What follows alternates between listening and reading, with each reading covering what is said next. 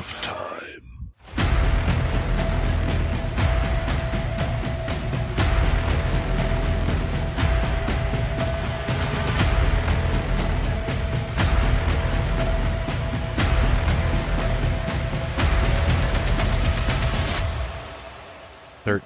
O'clock.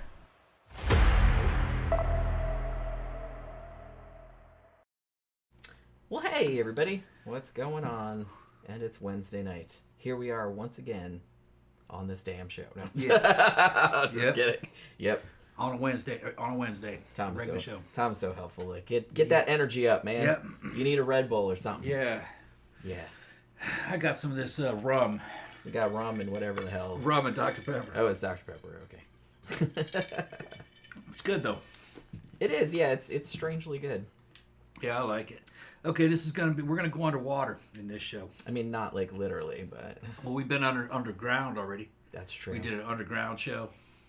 Yeah, I remember that. That was actually fun. That was a long time ago. Long time ago. Didn't we? Yeah.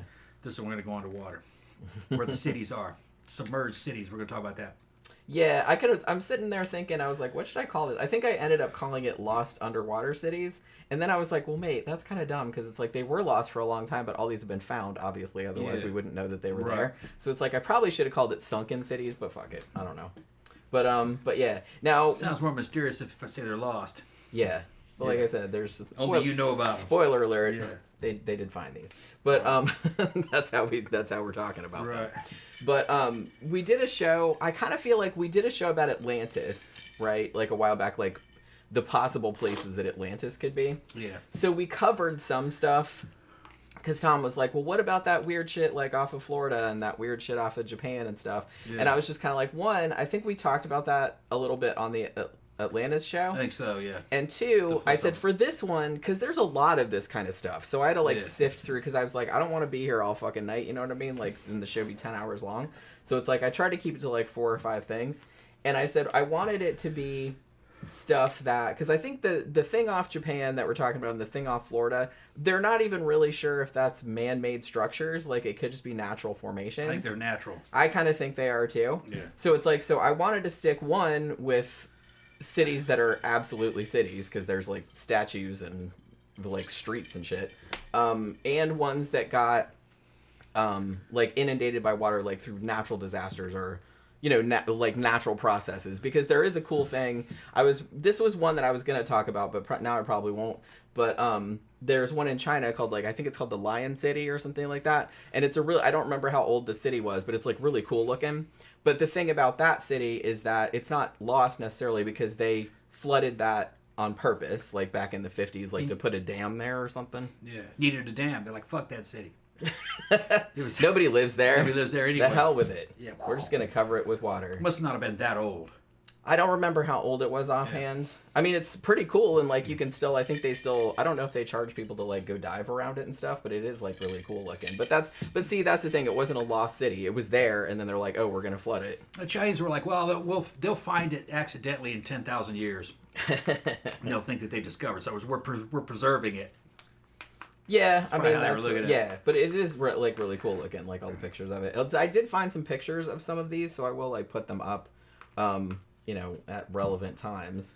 But like I said, I tried to just pick ones that were, obviously cities, and that there was something kind of mysterious. But a couple of these, which I thought was kind of neat, were cities that I don't think to the extent of Atlantis, where they don't even know if that existed or not. I don't think it existed. I don't think it did either, but it might have been based on something loosely. But I kind of think it was just made up, and so people are saying that. But a couple of these, not to that extent, but were kind of turned up in like mythology, or people thought it was like mythological, kind of like Troy, but then they found it. Yeah. Like for real. So a couple of these are like that. But like I said, it's not crazy or, conspiracy theory, anything like that. It was just that it was mentioned like this city or whatever. If I remember correctly, all the witness or all the testimony about Atlantis came from a Greek, and he said the Egyptian priest told him that.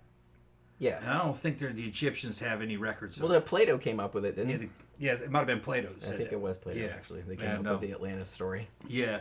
So there's no proof. And the thing is that just because something says Plato on it or Socrates doesn't mean that they were the authors. There was a lot of fake Plato, fake Socrates. I'm gonna call them Socrates.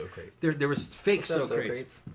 People forged fucking cool stories in their names. Well, yeah. Why would if you were some nobody? Yeah. It's like if you put a fucking famous name on there. Yeah. Shit, man. Now I should publish books under the name Stephen King. Yeah, he could do that. I mean, well, you're just trying to sell them. Sue me, you're just in the market trying to sell a book.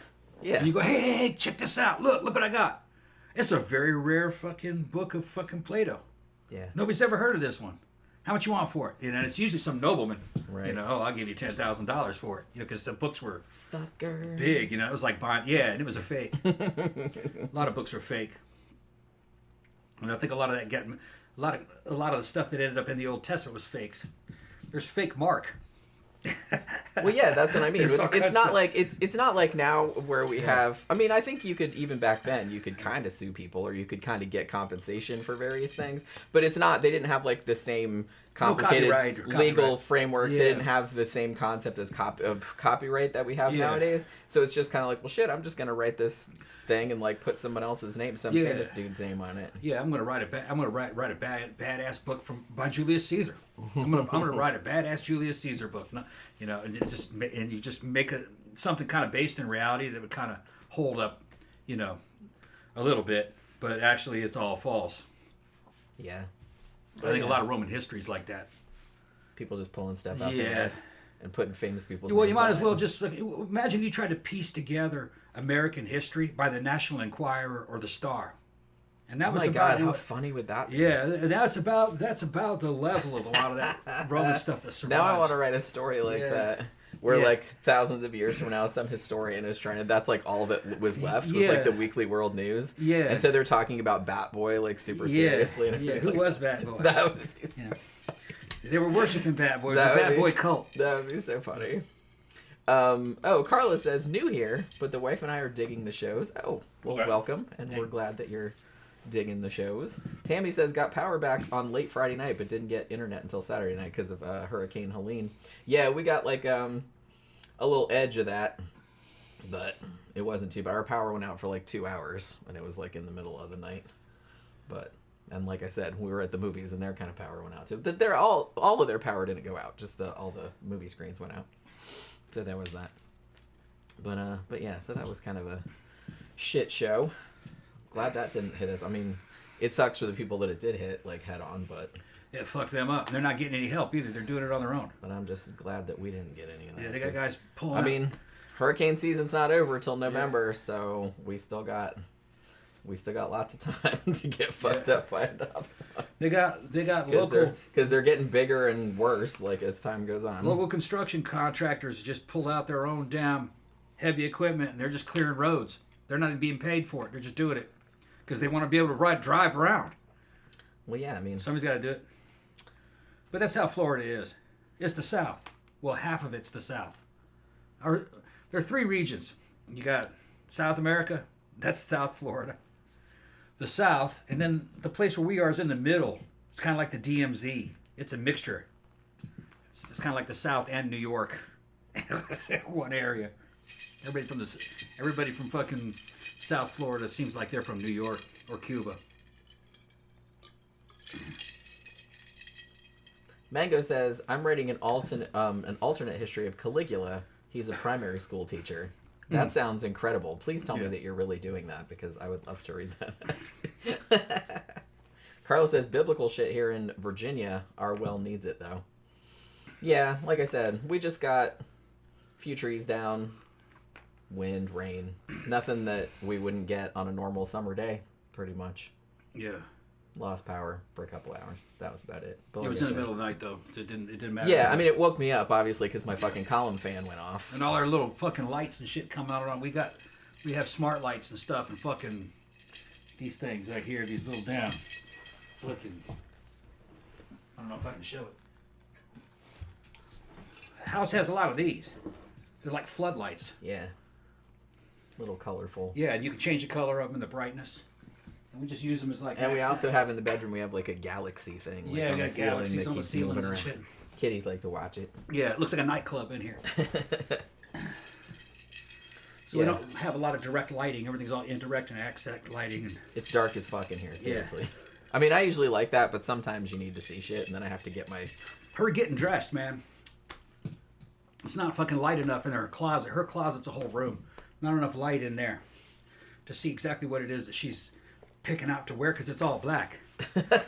So I have to go by feel. Yeah. Like, what is the texture of this one? Oh my god.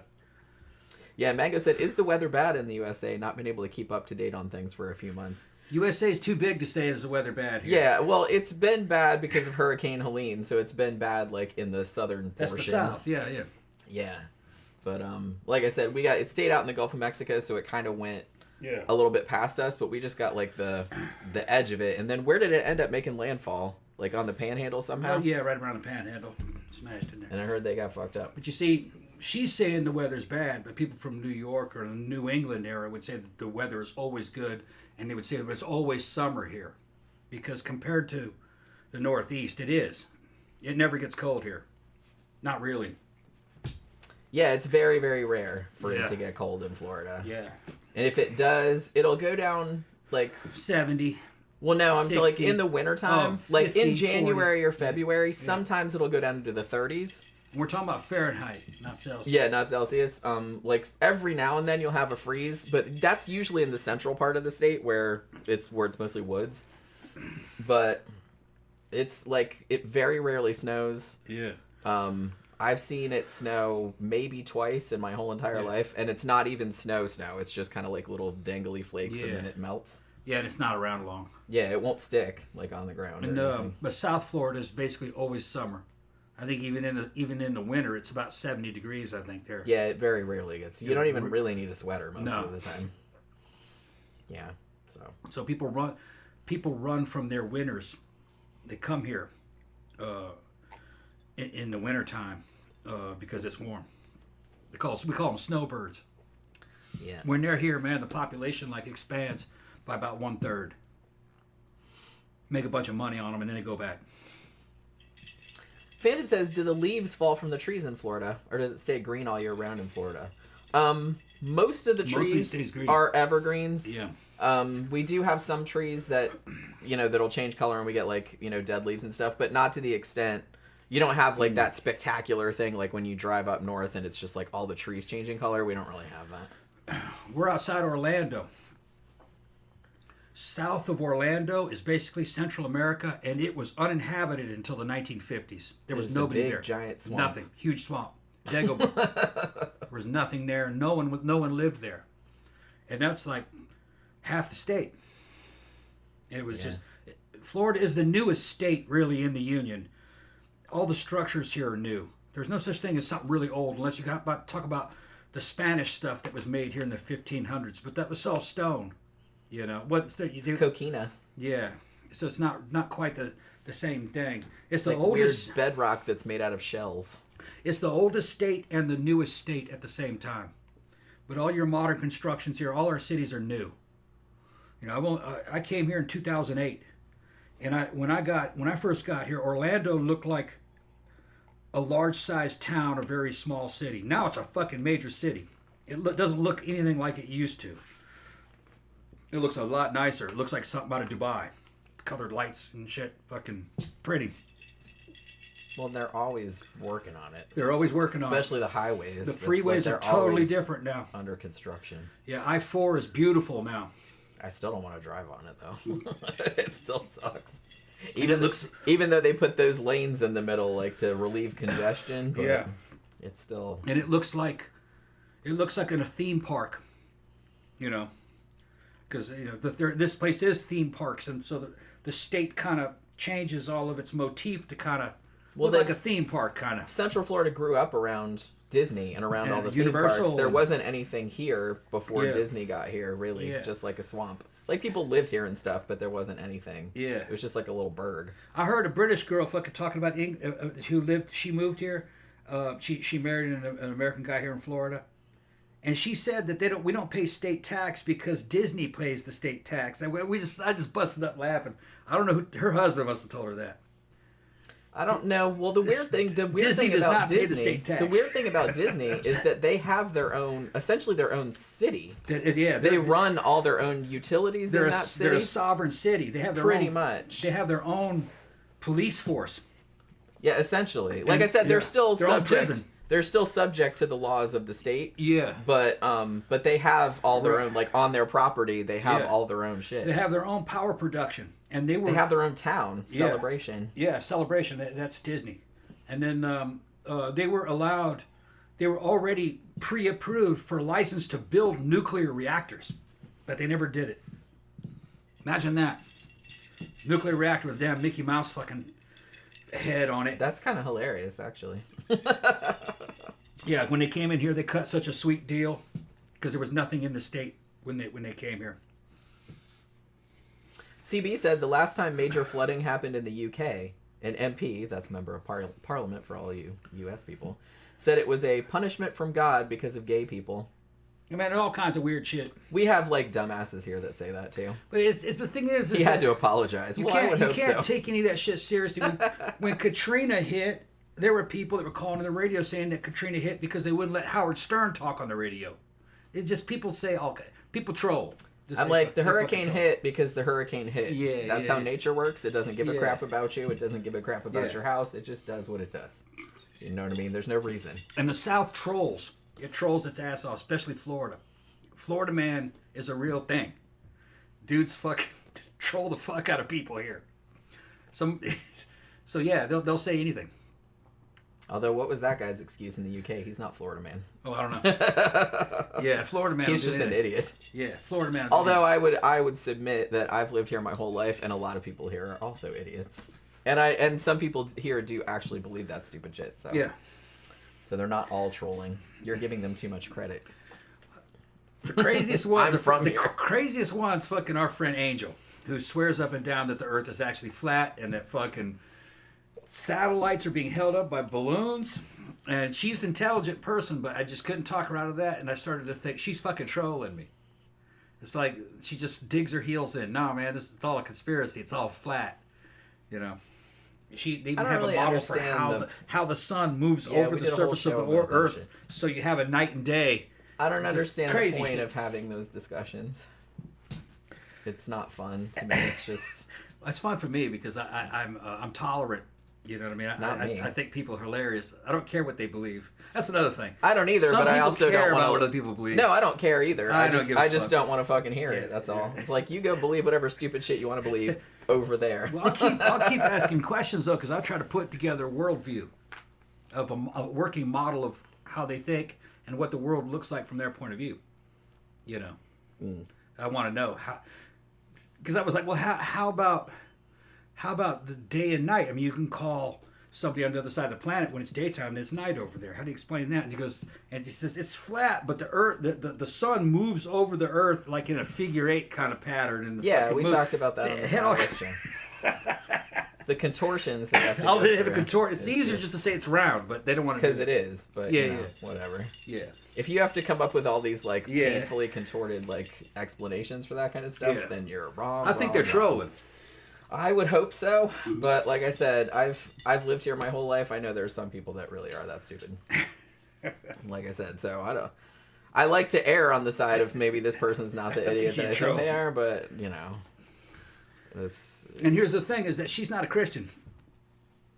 That's yeah. Because I kind of feel like that's where usually that a Christian thing. She's that's not- where that started out. yeah. Like nowadays, it's kind of become detached from that. Unlike creationism, which is still very much a Christian Yeah. thing, but yeah, flat Earth has kind of gone off on its own thing. But yeah. it started out as a biblical, Yeah.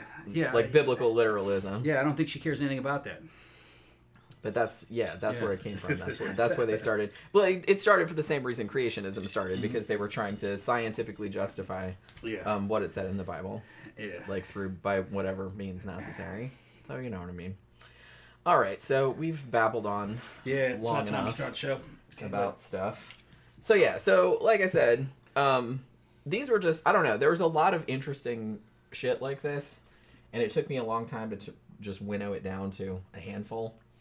So I'm hoping this show won't be like 10 hours long, because like I said, I wanted to stick with ones that were, you know, very obviously cities and, had been excavated and were put underwater, and were old and were put underwater, by some kind of natural kind of disaster or some other kind of thing, rather than being deliberately sunk like that one in China, and that wasn't even that long ago.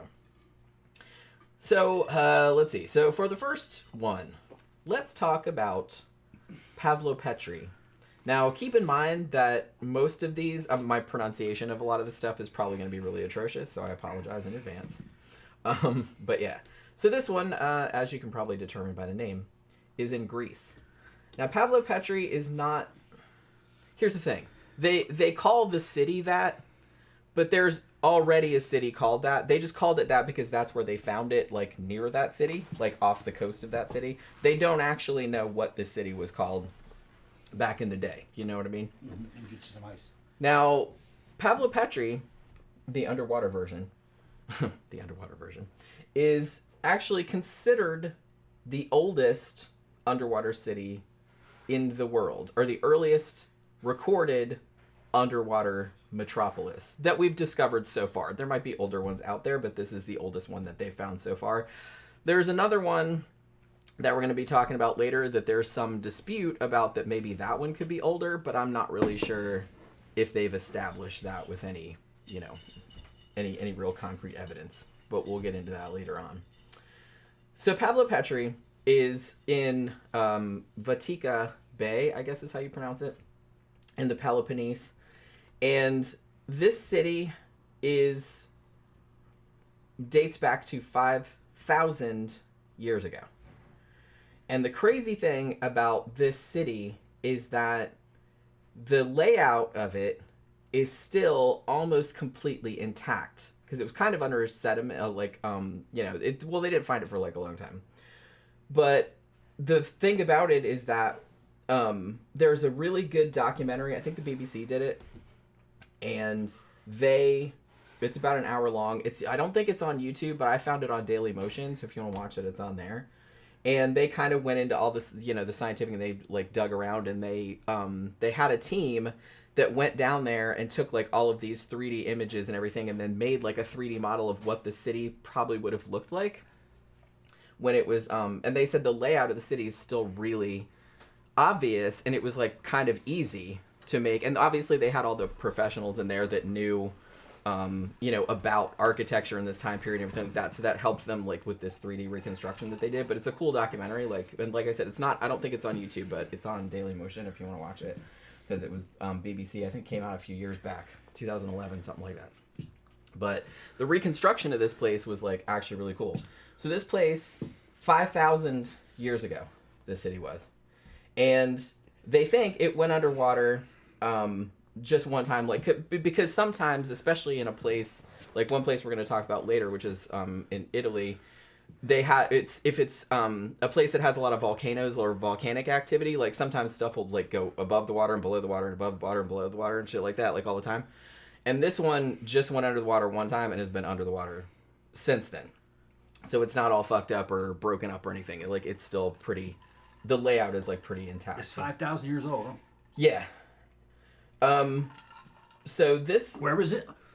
Pavlopetri is Greece. Greece, okay. Yeah. Okay. Vatika Bay in Greece. So we're talking about an ancient Mycenaean? Yeah, Mycenaean, Minoan. Minoan? Yeah. Okay. Okay. Skirt-wearing motherfuckers, titties hanging. Probably a great place to fucking live. It probably was very nice. Oh, yeah. Nice. Mediterranean. Walk around half nude and shit. Tom's like, oh, yeah. Bread, fish, olive oil, shit like that. I know, that sounds delicious. Heading out to the beach. Yeah. Yeah. This, to keep in mind, okay, so to get a little bit of a grasp on how old this is, this city was around at the time period that the Iliad was set, and this city was also around before Plato wrote about Atlantis. Okay. That's how fucking old this place was. Now, interestingly, this place, they actually, a guy first saw it, a geologist named Phocion Negris. He first saw it in 1904, but obviously it was 1904, so they didn't really have the technology or anything like that to really excavate it to any great degree. So that kind of got a little bit forgotten about. But then in 1967, a guy named Nick Fleming, who was from the Institute of Oceanography at the University of Southampton, he actually rediscovered it kind of by accident. Like, he was just in the area, like, doing other shit, and was like, well, hey, what's that? You know what I mean? It was that kind of thing. So it had been discovered before, but everyone kind of forgot about it. But then in the 60s, it was discovered again.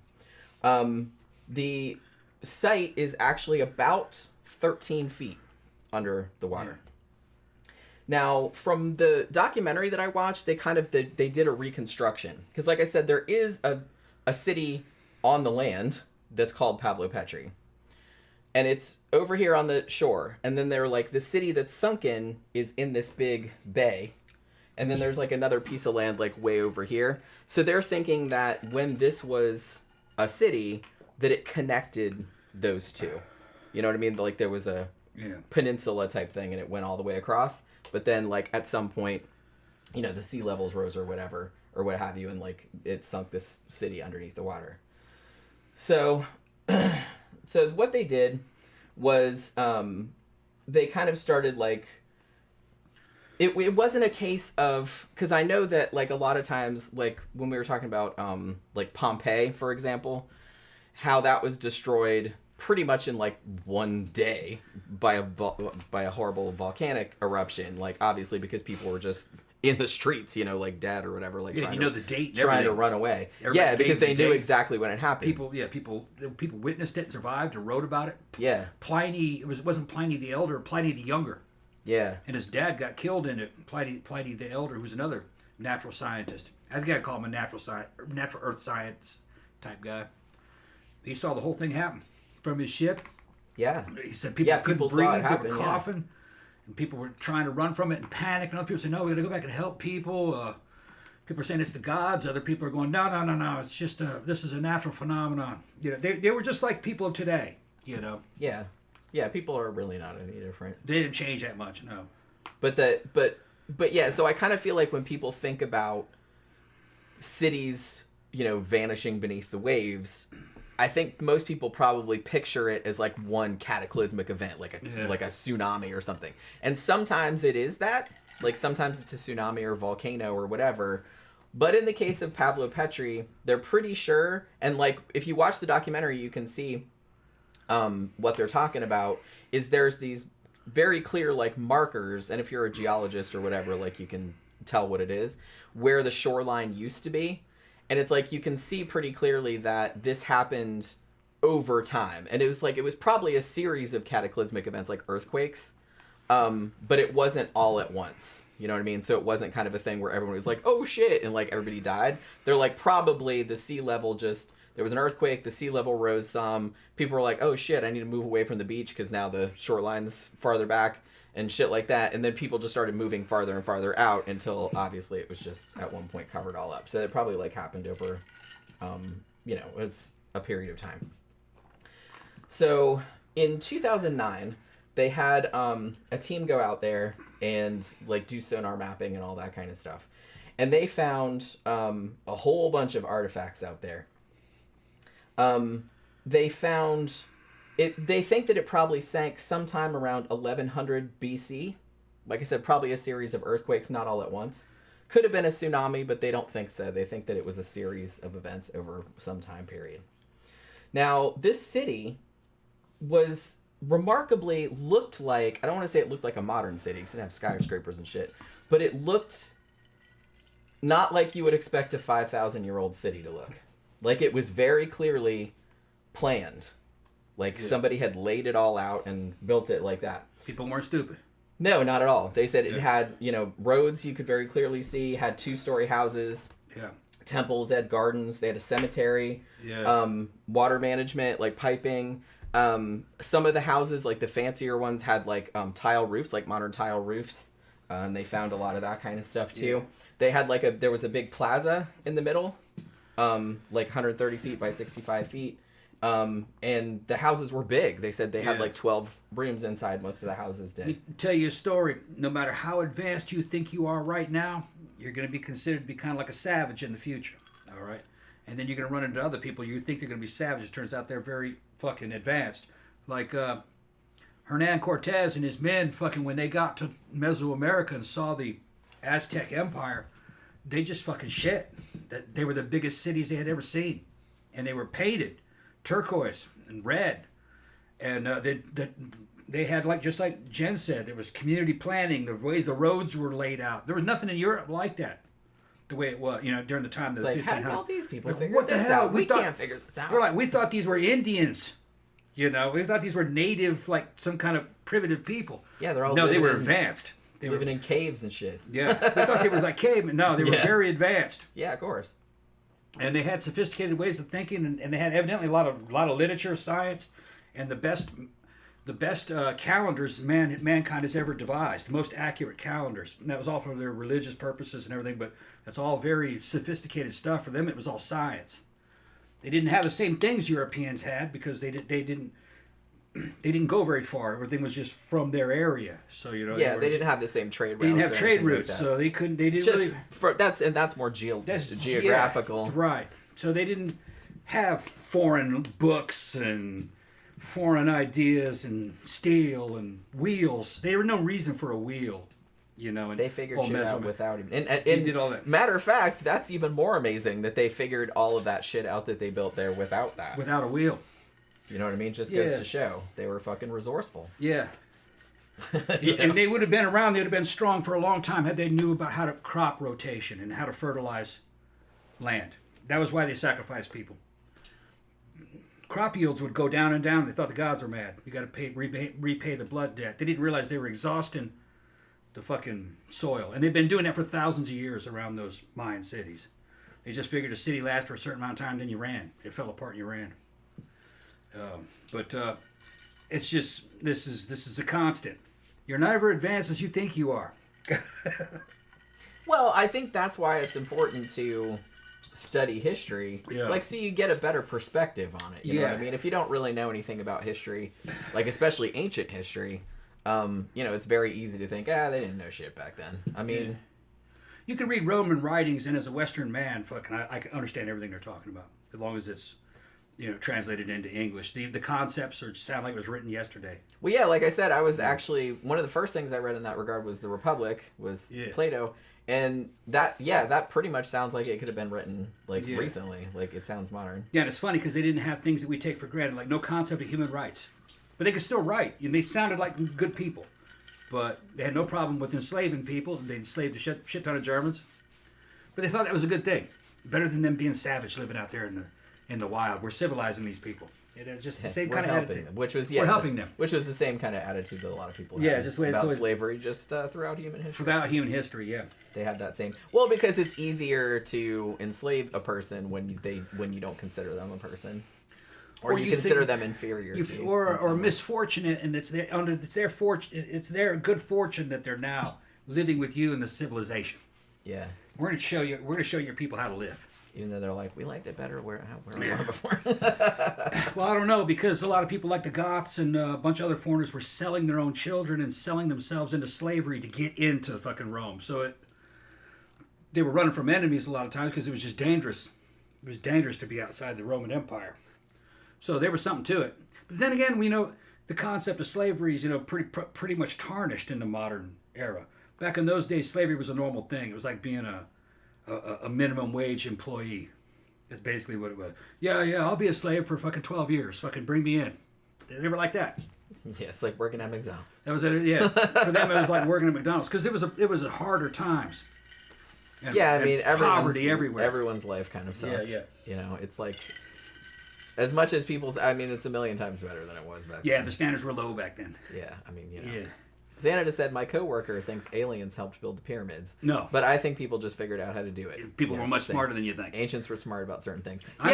You had to figure out how to do shit. And it's like I said, they were resourceful. They didn't have any idea. It's like, oh man, I wish we could wait until XYZ was invented. They didn't even conceive of that. They're like, well, how can we do this with the shit we have?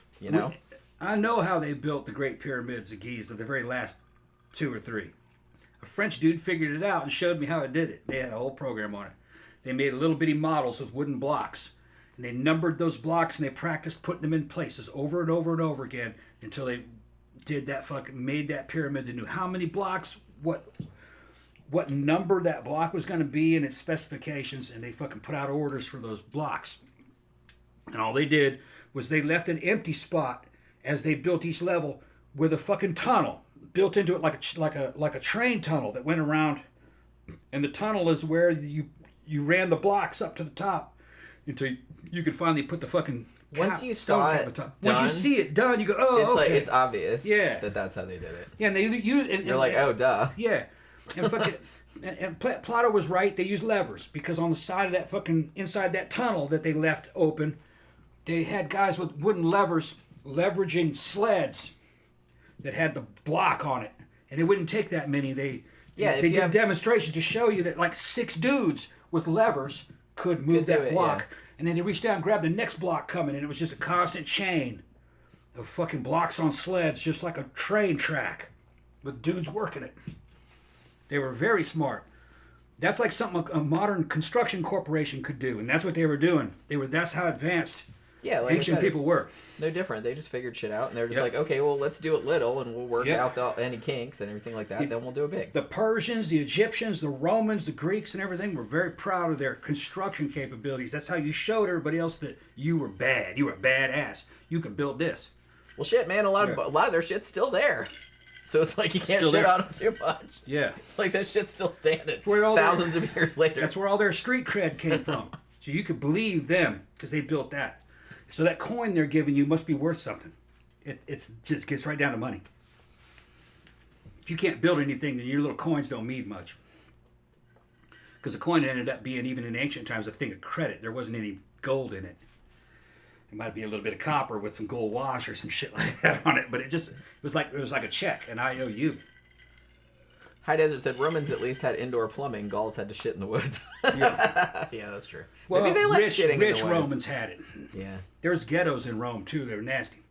Well, yeah, that's the thing. It's just kind of like not everybody had. The mentality was shit. different. In most of the poor people's little rooms that they lived in those towns, they'd have the fucking cooking area where they cooked all their food right next to their shitter. Yeah. Right next to it. As if there was no difference. It was it goes in, comes out. Yeah. Convenient. There might have been 3 people, all family living in that little fucking efficiency apartment. But they didn't have modern standards. Well, they didn't figure out the germ theory of disease until the fucking 19th century, so... You know what I mean? Mm-hmm. And it's like, who knew that just drinking the same water that you shit in would give you diseases? Or that flies could land on a shit and then land on your food, and that'd be a bad thing.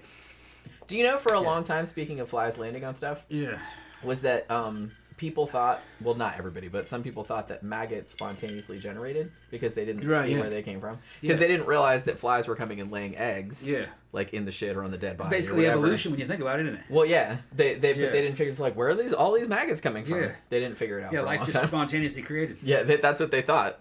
And like I said, I think I forgot to mention that on the creationism show, but I think that was one of the little arguments that they used was maggots would spontaneously generate. If you're a Westerner, God just put boop and put them there. If you're a Westerner, because of our education and our culture and everything, we tend to see history from Western lands. But we forget all about Persia, how bad they were. They were fucking awesome. We forget all about how good the Chinese were. The Chinese actually had steamships all the way back to the 1500s. They had steam power for a while, but then they forgot about it. It always kind of makes me wonder, what shit the ancients figured out that then everybody was like, it wasn't super practical or the knowledge was lost somehow or some shit like that. Like, they might have figured out all kind of crap. Yeah. They had a dude, I think in English we call him Zheng Ha. And he was a eunuch who was, real well trusted by one of their emperors. He gave him a whole fleet, and one of the ships was, almost the size of the Queen. Well, it was the size of a fucking modern ship, a little bit smaller than an aircraft carrier. And they had hundreds and hundreds of horses in it, had stables and everything, and it was steam powered. So were some of the other ones, ships that carried fresh water. And they went in a whole fucking armada and went around Africa. I think it was Africa and Europe. They saw Italy. Then they went back to China and told them what they saw, and the emperor had changed out. He wanted nothing to do with that. He told them to burn all them ships and fucking forget about that shit. They didn't want anything to do with the outside world. The Chinese, that was their weakness. They really shouldn't have done that. They had no interest in the outside world. That's a bad idea. because Europe could have given them a lot of good ideas. Well, yeah, I mean, kind of all your best shit comes from like trading with other, because Yeah. you get new ideas from people, and you know what I mean. Had they had any knowledge of the Roman history, it would have really changed China. But that's not what they wanted. They didn't want to be changed. That's the problem. You got some people that can't handle change. They don't want any outside information. But sometimes other people have better ideas than you. Had they understood the history of Roman Republic, they'd know more about politics and how republics run, and fucking how corruption can set in and the cycles involved. They could have protected themselves from the decline and fall of their own civilizations, because China wasn't one civilization 6,000 years continuous. It was a bunch of civilizations rising and falling and wiping each other out over thousands of years. Which is kind of true pretty much everywhere. As everywhere, right? Yeah. But China likes to lie. Oh no, we're 6,000 years. No, you're not 6,000 years old. Everywhere is 6,000 years old. Fucking, you can say England's 6,000 years old. They got, it wasn't continuous. Yeah, like I said, nothing is. Everything is just a series of little things breaking up and building up over here and busting up over there. The China we know came from the 80s. Cultural Revolution in the 70s and shit. That's because they wiped everything out, all their history out after that. It's a brand new country. Xanada says, when you don't have video games and porn, you have time to build a pyramid that will last 7,000 years. Yeah. And he says, I just like my Xbox too much to build a pyramid. Yeah, and I mean, they didn't. I mean, they. I'm sure they had porn because they've found porn in like every ancient civilization ever. Doesn't look like modern porn, obviously, but they had little statues and paintings on the wall and shit like that with boobies and whatnot. And contrary to Christian mythology, the ancient Egyptians did not use slaves to build the pyramids. That seems to be DeMille. In Hollywood, they said that. They were professional construction companies. Their camps are all around it. And once you helped work on the fucking, what do you call it? The Giza project, you had the right or the privilege to be buried inside around that pyramid and that whole Giza complex. But that was only rich people could be buried there. But if you worked on a pyramid, you could bury there too. So everybody was doing it for their own, making money, having a good career, and a good afterlife. Doing it for the king and the land. Which that's good shit. They were good people. Well, like I said, it's just probably back then, if it wasn't slave labor, it would have just been like going to work at the factory. That's what it was. You know what I mean? Actually, no. I'm going to say it was better than going to work. For them, it was like working on the Saturn project to fucking make a rocket to go to the moon. That's what it was like. They were making a launch platform to send their king to heaven. That's what that was. That's probably a good analogy. It was like the space program. Yeah. That's what they were doing. the space program. Yeah. Sending him into the afterlife. Yeah. I like that, actually. Yeah, you got to look at it from their point of view. We're going to send a king to heaven, and the king's descendants will go too, because there's no proof that the big pyramid was actually for one king. I think it was to be used for all the kings.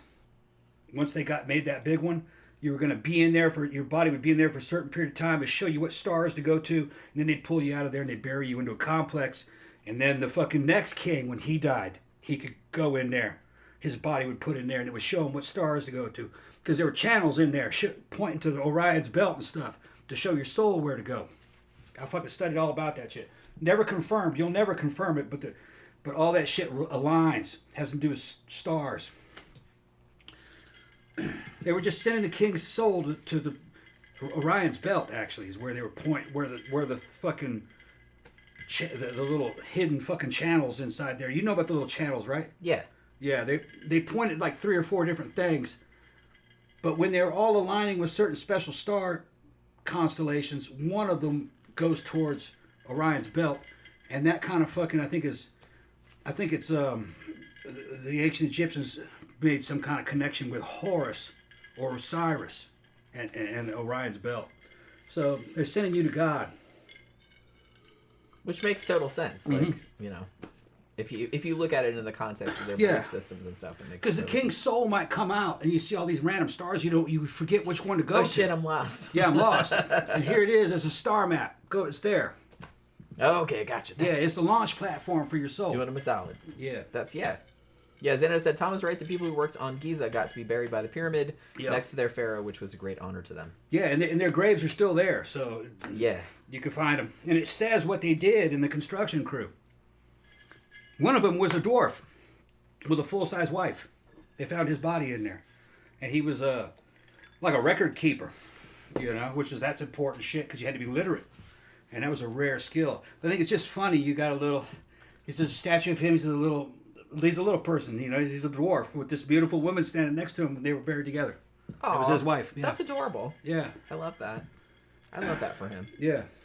He got to like work on the pyramids, and we're still talking about him thousands of years later, buddy. Yeah, he would have been in ancient Egypt like a human supercomputer, a mentat, like from Dune. I was gonna say like a mentat. Like a mentat, like a dude. Yeah. Desolate one said, we got this show here in the UK called Naked Attraction. Yeah. Get it out on TV for a date. You guys have that in America or anywhere else? I've heard of it. I'm sure we have shows like that. But is that one where you have to go out? Is it like Naked and Afraid, where they drop you out in the middle of nowhere with no clothes or tools or anything, and you have to figure out how to survive for however long? But it's like going out on a date, which is probably worse. Like for a naked person. I like Naked and Afraid. I'd probably watch. I don't really like a lot of those like competition shows, other than cooking ones. I like those, but I don't really like a lot of those like Bachelor type shows or anything like that. They just make me want to throw up. But but I'd probably watch that just for the novelty, if that's what it is. That's what it sounds like. I don't really know. But yeah, so where were we? Okay, so we were talking about Pavlopetri, yeah. So as far as they know, what they've excavated so far, what they've figured out so far, it might be bigger than this, I'm not entirely sure. But so far they have about 9 acres, and they found about 15 buildings. And as I said, on this documentary that I saw that came out several years ago, they've done an entire digital 3D reconstruction of what the city probably had looked like. What they think is that the big industry in this city was probably textiles, because they found a bunch of loom weights. Now, another thing that they found too that they thought was kind of interesting, because I don't think they'd really known the extent to which trade was happening, but they found these big, very specific clay jars, like a whole bunch of them, and they're big. Like they reconstructed some of them in 3D, because there's just like pieces and stuff, but they know what they look like. They've seen them from other sites, and they have these very distinctive like patterns like pressed into the clay. And they know from the patterns and the way that it's constructed that these came from Crete, which was, not a huge far distance away, but it's kind of far away from where this place is. So they determined that this place must have been trading with Crete and with the Mycenaean and Minoan civilizations. And this must have been like a pretty big, there must have been a lot of trade going on. So like I said, they might have been making all these textiles and trading them, and then having these big clay jars and everything like that, because they found other things there that were specifically, from like Mycenaean civilizations. Now, they also found, and this was actually in the original excavation, like back in the 60s, is that they found tombs. And they found 2 kinds of tombs, which they're assuming had to do with class or social rank, like how much money you had. They had like some kind of chamber type tombs, and then they had something called like a cist burial, which I'm assuming is kind of like, what they were showing was kind of like a cistern, like a deep hole type of thing. Now, the thing about it was that they found those back in the 60s, but then they didn't really get back to excavating it until like a lot later, until like 2009. So by the time they came back, like a lot of that stuff had kind of eroded or like been ruined, unfortunately. But they did like take records of it back in the 60s, so they did know that it was there. Now, so this particular site, because of its importance, they actually like made it like a UNESCO like world site or whatever, where you can't, they can still excavate it obviously, and you can actually, I believe you can still like dive around it and stuff, but they're trying to like keep it from getting too fucked up. So but yeah, so if you want to watch that documentary, it's called Pavlopetri, The City Beneath the Waves, and BBC made it. Like I said, it's not on YouTube, but you can find it on Dailymotion. I found it on there before. I don't know if it'll get taken down or anything like that, because that's kind of a illegal little site. But yeah, so as far as I know, this is you can like I said, go and look at this, but they're trying to keep it intact, like, as much as possible, because this is a very important, like, archaeological site, obviously. And as far as we know, at this stage, it is probably the oldest underwater city that they found thus far. I mean, 5,000 years old, that's pretty fucking old. So yeah, like I said, there's some dispute about some other stuff, which I'll talk about later on. But this is pretty clearly confirmed to be that old, you know? And like I said, it's not necessarily called Pavlopetri. They just call it that because that's the city that it's next to. So then let's talk about one, since we were talking about Egypt a little bit, let's talk about the lost city of Heraclion, which I guess is how you pronounce it. And this went under the Mediterranean about 1,200 years ago. Right? And it's off the coast of Egypt. Now, the weird thing about Heraclion was that, from what they know now... Heraclion. Yeah. City of Hercules? Yeah, there are some stories, but yeah. That's why. This is where Herodotus said that there was a big temple built where Heracles first came to Egypt. Okay, so City of Hercules, that's what they're talking about. So for a long time, here's the weird thing about this city, is that from what they know now, this was very likely, before Alexandria became the big thing, this was probably like a major hub, like, of trade and everything like that. But then when Alexandria came along, kind of like blew everything in, and then everyone just kind of forgot about it. Like, it was mentioned in, like, some ancient writings and stuff, but then it just seemed like everyone was like, meh, you know, and everyone just kind of forgot about it in the shadow of Alexandria. And so that went on for so long that it almost, because there were all the stories about Heracles and everything, like, people almost thought that it was like a myth, that it hadn't really existed. For those of y'all that but it does. Are not real well versed in European history, Egypt had become Hellenized after the time of the pharaohs. During the time of the Greeks and the Roman empires, actually, were starting to flourish. Rome kind of had possession of Egypt. It was a province that they owned. But they respected it. They loved the ancient Egyptian culture because of all those fucking pyramids and all those statues. They really admired that. And it was something from mythic legend, as far as the Romans were considered. Well, they gave the control of Rome over to a real important family in Greece that they wanted to. They were called the Ptolemies. And the Ptolemaic rulers ruled over Egypt. And Egypt became very Greek. It had some of its original culture, you know, they made mummies and stuff, but then they started doing it the Greek way. So that's what she's talking about. That's why there's a city of Hercules in Egypt. Yeah. It's because Egypt was basically real Greek for a long time. Part of the Greek civilization and Greco-Roman civilization. I'm just explaining it to you if you guys don't know the history of why. Why the hell would a city of Hercules be in ancient Egypt? Blending, cultural blending. They were all in the same empire. Yeah. But so yeah, that was the thing. I don't know. Well, like I said, I don't think it was to the extent of like Atlantis, where it was like completely mythological. But I think this city had gotten sort of so forgotten about, and there weren't a huge amount of mentions in it about it, like in the writings that we have that survived. So after a time, I think people started to think maybe it was a little bit kind of mythological. Like I said, just because of the specific mentions of Heracles. There were also mentions that Paris and Helen of Troy had come to this city before the Trojan War. And, you know, but there were mentions of it. Like, there was a historian named Strabo who actually, I don't even remember when this was. It was several hundred years after Herodotus. But he said where the city was. He said it was at the mouth of the Nile, east of a city called Canopus, I think is how you pronounce it. So they kind of knew where it was if it existed, you know what I mean? But for a long time they weren't sure if it actually existed or not.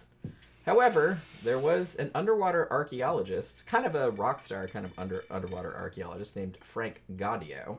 I think he's French. I saw a documentary about this and he was on there, but I can't remember if he's French or not, but I thought he was. And he's actually the one that founded the European Institute for Underwater Archaeology in the 80s. And what he did was in the early 90s, 1992, the thing that he founded, they started seeing if they could find these places, you know what I mean? Because Canopus was also, had also been sunk into the Mediterranean, they thought. And so they were like, okay, well, we're going to see if these places actually existed. So we're going to like start looking around. So they started kind of mapping the area around Alexandria in the early 90s. And then in 1996, they kind of went farther afield. And they went into this bay, and I'm sure I'm going to pronounce this wrong, but Aboukir? Let me see. Aboukir. Aboukir. Yeah. Aboukir. I kind of got it right. Yeah. Maybe. I don't know the language, so I don't know the I pronunciation. don't either. But Probably that's like Aboukir. yeah. So that's as close as I can get probably. So the Egyptian government was actually giving them, it's like, we want to find like these sunken cities if they're out there. So they were looking for Canopus, Heraclion, and another city that was called Thonis or Thonis. Thonis. Okay. Now, they thought that all of these cities had been sunk into the Mediterranean. So they started like looking into the history, looking into ancient texts and stuff, like maybe where are these cities at? Like where are they mentioned? So they started looking in these particular areas. So they started mapping this bay in 1996. Now 3 years later, in 1999, they found Canopus. So that was an actual city that existed also. And then the following year, they found Heraclion. Now, this city they hadn't found it up to now. It's in the bottom of this bay because it was completely covered in sediment that had become like, because it's right at the mouth of the Nile, and like the sediments would just come in and just like covered the whole thing up. They actually ended up finding it through like by making like magnetic maps, and then they found it, and then they dug most of it out. So this was about 20 miles northeast of Alexandria. They found it under about 33 feet of water, and it's about 4 miles from the current coastline of the bay. Yeah, so it's not very deep underneath the water. Wouldn't require the water to rise that much to fucking. Yeah, that's which kind means of that it's the on thing. a very shallow slope. So it went up by about 30 feet at least. Yeah. Do we know why it went up? Was the coastline didn't have breakwater or anything on it, did it? Not as far as I know. I don't know. Huh.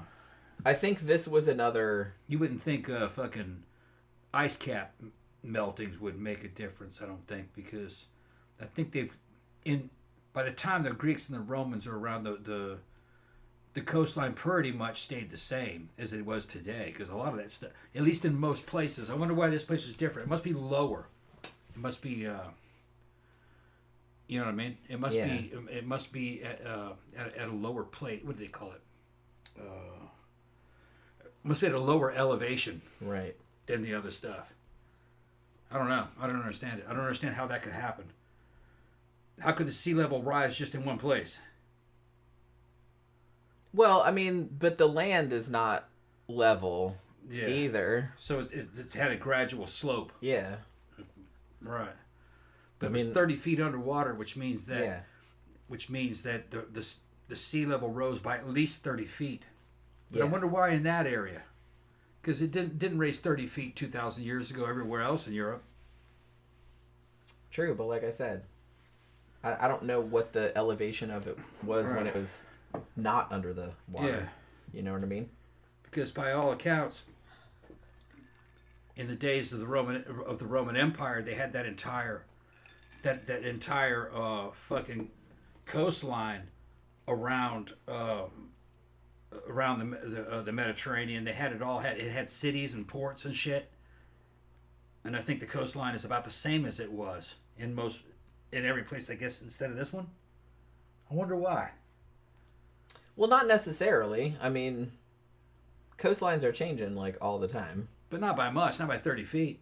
No, but I mean, in this particular place, it was. And like I said, Yeah. it's sometimes, like when we were talking just now about Pavlopetri, they think that was probably caused by a succession of earthquakes. Okay. So the land may have fallen Yeah, I mean, that may can have happen too. May have subsided through some kind of earthquake. It lowered.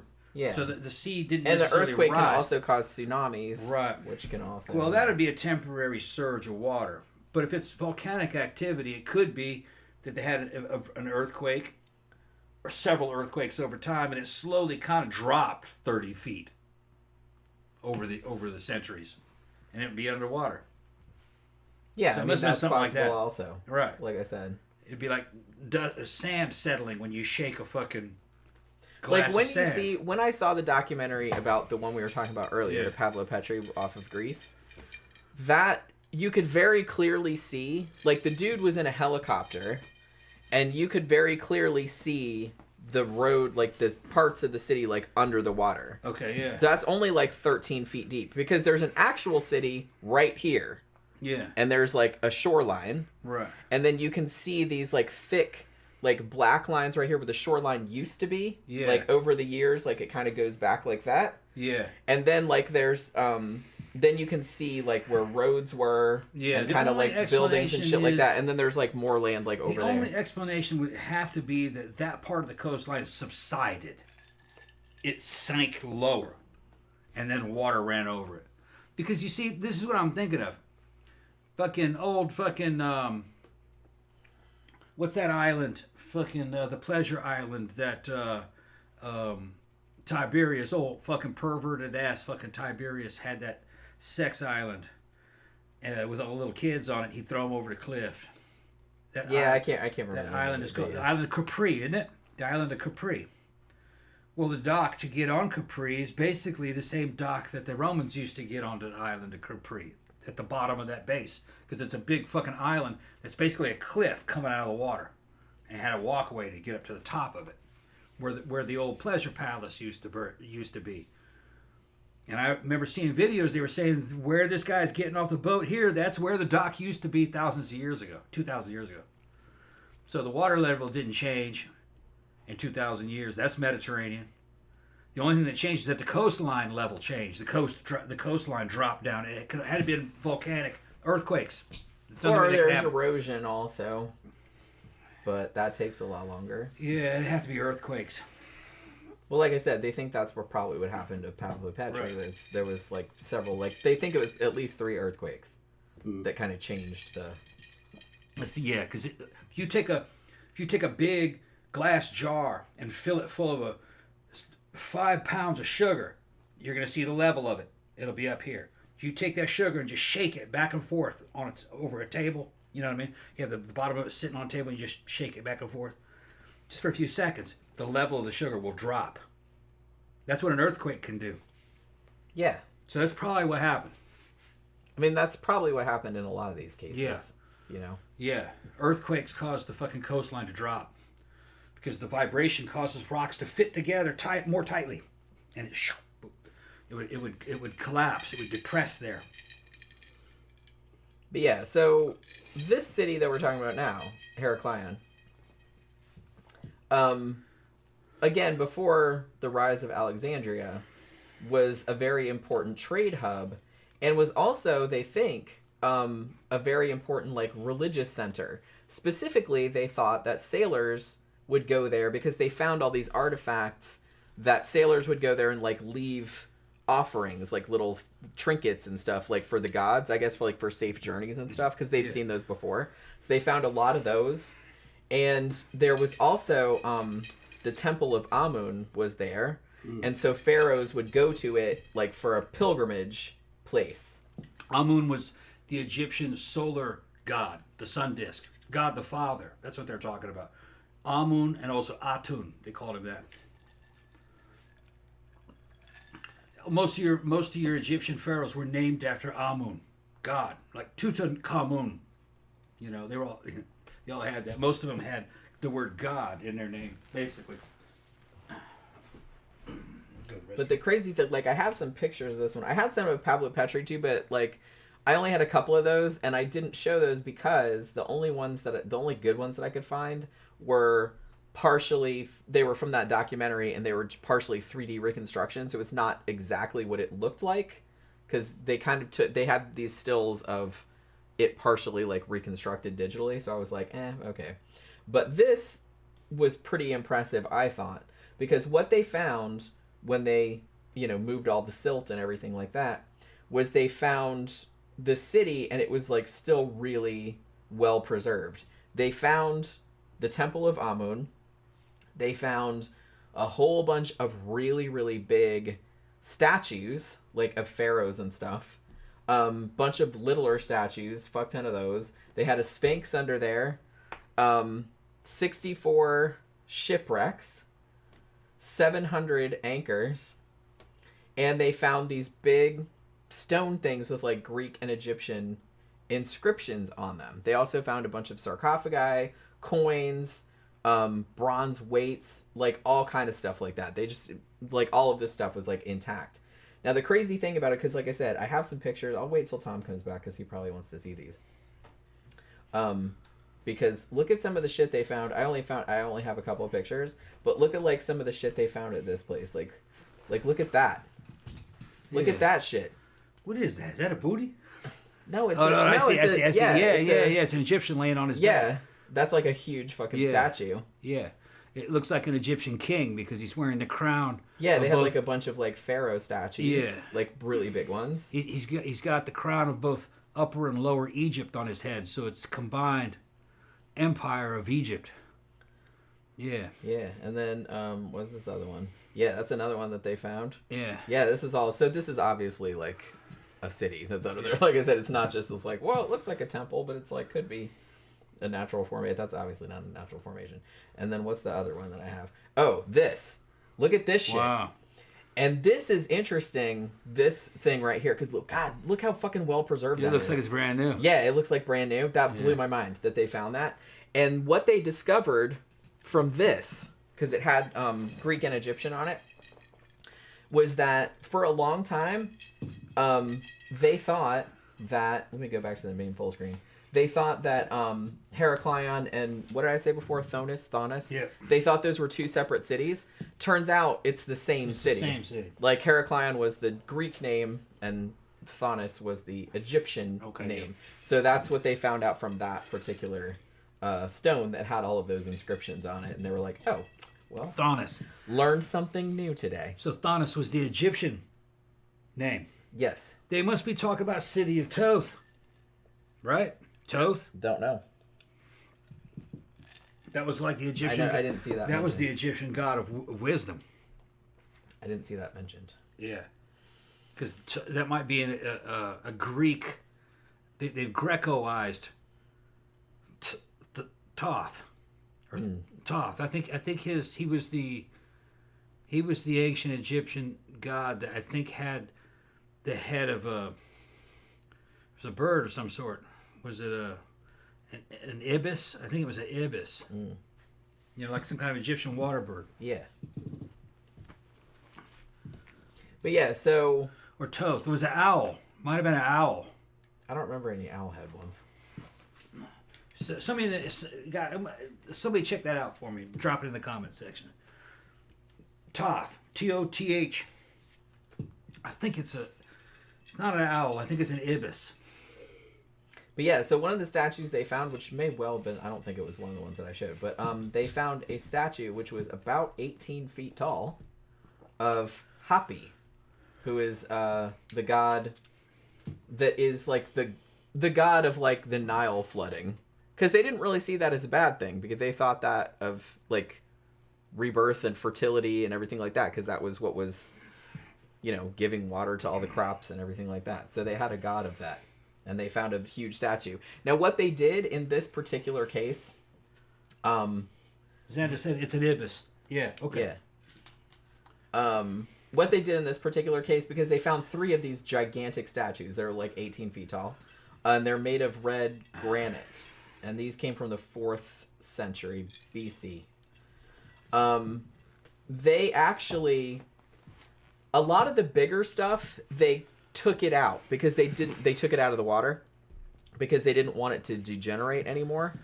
But what they did was, I mean, some of the places I think they just put like replicas back there, like so you could still like go dive and Pookie stop, and like look at it. But they took a lot of the stuff out so it wouldn't get. Some of the stuff they left because you couldn't. But so the bigger statues and stuff they took out and put them in a museum so you could go see them, so they wouldn't get any more degraded like by the water. You know what I mean? But yeah, so like I said, they found like all this really cool shit, and what they basically did, this city actually there was like a bunch of waterways. They said it might have looked a bit like Venice looks nowadays. You know what I mean? And they thought at some point that this was probably the largest port on the Mediterranean. Like I said before, Alexandria came along and kind of stole its thunder, I guess. It's still a little bit of a mystery why it almost kind of got... It wasn't like completely forgotten about, but it was mostly like forgotten about. They think probably what happened was that during the second half of the 8th century, like AD, that it just kind of slowly started getting reclaimed by the sea. They think this happened like over a long period of time. And since Alexandria had in that time period become such a bigger like trade hub, that everyone just kind of forgot about the old place. You know what I mean? It's just kind of like... It's a natural progression. Yeah, like when they build like a new fancy mall and like nobody goes to the old mall anymore. It's just, it was just kind of like that, I guess. And everyone's just like, yeah, I remember that old place. And then like slowly like people that remember... ancient one day. Yeah, like slowly the people that remember the old place all die off, and then like nobody really remembers the old place, and then it's underwater, so nobody sees it anymore. So they think that's kind of what happened, because there were writings about it like back in the old days, like in the ancient writings and stuff. But then after a while, nobody really talked about it anymore. So that's why for a long time, like there was speculation that it might have just been mythological. You know what I mean? But like I said, they're not entirely sure. Like this seems like another case where it probably wasn't like a big cataclysm or anything like that buried. It was probably like really slow. Like the sea levels probably rose some. Like it was probably just like subsiding into the water. Every time you'd have a fucking earthquake, man, a fucking and it water just rise happened fucking slowly. 5 feet. You know what I mean? May have only gone up a little by little. Yeah, that's kind of mini earthquakes. Right. Every time you have one, it drops 2 inches. Mm-hmm. But you have hundreds of them. Fucking like over the years, right? And people start moving away because it's like the beach is slowly like eroding and like getting closer to your house. Closer to you. They're like, abandoning houses. Here. It's just on the beach, man, and then they abandon it. Yeah. But nobody cares. And eventually it's just fucking underwater totally. And then everyone just forgets about it, which is crazy to think about. But, it happens if it happens over centuries, like you said, it's just kind of like a natural progression. Now, the crazy thing about this is that, like I said, even though they pulled out like all these fucking amazing artifacts from this place, including these gigantic fucking statues and like these big stones with inscriptions on them and stuff, they estimate that they've only explored like less than 10%, maybe more like 5% of this place. So they think it's like way bigger. They're like you guys, they're like, you don't understand. It's like, Pompeii, they're like, this is 3 times bigger than Pompeii. And we have only like explored like a tiny little percentage of it. You'd be able to get the city layout and everything. Yeah, and like I said, and look at the shit they found underwater. It's like very, very well preserved, because it was just under all this silt and everything. So it's like it didn't really erode to any great degree. So they're still working on it as far as I know, but they said it's going to take a long time because it's massive. And because obviously doing underwater archaeology is a lot harder than doing on land archaeology, because there's a whole bunch of other considerations that you don't have when you're on land. So they're like, man, this could take like another century at least, like before we can get all of this explored. And like I said, the bigger pieces, they are kind of pulling them out to sort of preserve them, but it's just kind of crazy. So yeah, I kind of feel like in a way, and I know that people that believe that Atlantis was a real thing, they'll kind of point to stuff like this. Like they'll usually point to something like Troy, which a lot of people thought was like a mythical city until they actually found it. So I kind of feel like this is the same situation where for a long time people just thought this was like a mythological city, but then they actually found it. The thing is, though, is that just because there was, let's say there was an Atlantis and you found it, that doesn't mean it's the Atlantis that you're thinking of. That's that's kind of what I'm thinking. I looked into that and I was thinking that fucking, if there was an Atlantis, it was a city, kind of like a Minoan city, or what was the one that it's like what was that Minoan city that fucking that it was an island nation. I think it actually did get It was gonna be something like that. I thought it. What was the name of that fucking place? We'll just keep going. But it would have been a trade hub and famous. Some kind of port in the middle of the Mediterranean between some powerful cities. But it wouldn't have had anti-gravity technology and crystals and shit like that. All those stories came later. Yeah, well, see, that's the kind of thing. It's just kind of like, we're not saying that there obviously aren't cities which get sunk under the water, because obviously there are. We're talking about a whole bunch of them today. That does happen. Yeah. And sometimes it happens in a huge cataclysm, like a tidal wave or a volcano. Look at Pompeii, for Christ's sake. Side quest, she called it Crete, like the Isle of Crete. It would have been something like that. Yeah, it's right on the tip of my tongue, but I can't think of it. Now, there's that other guy, that British guy who does all the alternate history. He was saying that based on some of the old maps, they were picturing Antarctica in times before anybody went to Antarctica. I've seen the map he's talking about, and yeah, that does look a lot like Antarctica, and it's pretty old. But I think sailors and private sea companies had maps that other people didn't have, and they kept them secret. Because if you had a fucking accurate map, that was like the equivalent of owning billions of dollars worth of information. So, you guys can remind me, what's the name of that guy? He's a British guy. He did a lot of shows. He was on Art Bell's show all the time. Wrote a bunch of books about ancient Egypt and Atlantis. I forgot what that guy's name was. Let's see. Oh, Slides here. What's up, man? Yeah. Nobody in the comment section knows who I'm talking about. What was that guy's name? He's a British guy, and he was selling books about alternate history all the time.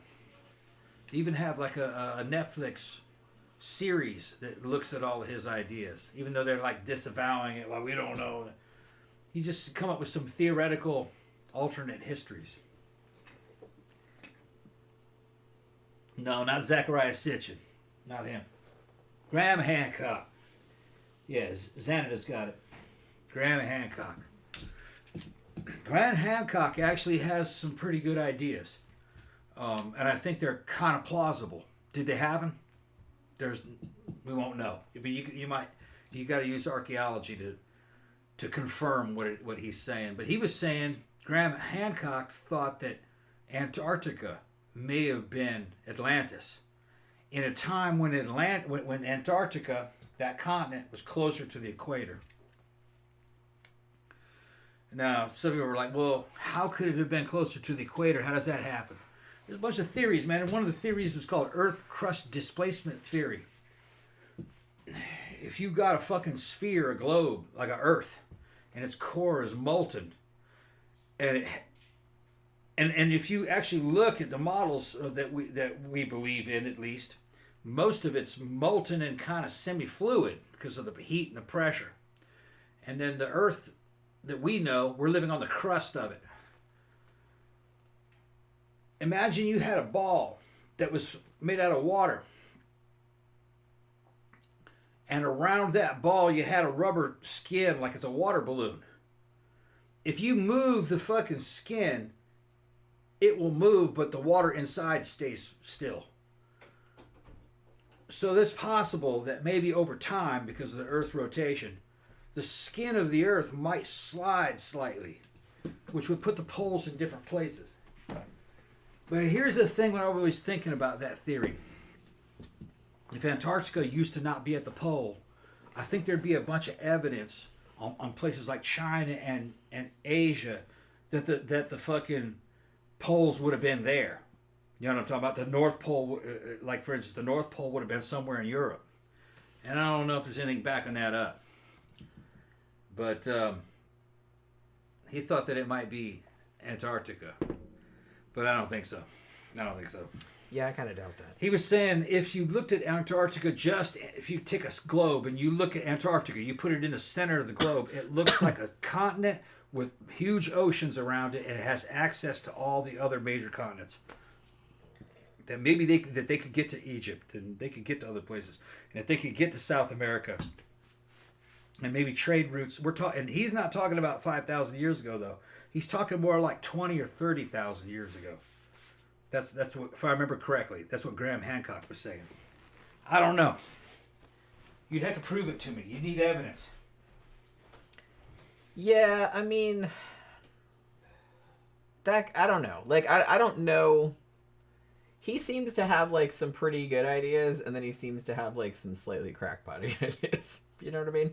But I don't know. I think we might have talked about that, because, like I said, we did an Atlantis show, like, a while back. I think we talked about Atlantis and Moo and all that kind of stuff. And, so, and I think we probably brought up, I remember us bringing up his whole Antarctica theory about that. And maybe, like, dismissing it. I'm not really sure. But like I said, if Atlantis did exist, it was probably just a place like one of these places. Like, it was just like a regular-ass city that got, you know, subsumed under the water, which happens all the time. But then, like, later all these fables grew up around it. I don't think there was anything particularly... If it did exist, I don't think there was anything particularly special about it, or it was, like, way... you know, technologically advanced, or, you know, aliens lived there, or anything like that. I think that it was just... And to be honest, I kind of feel like probably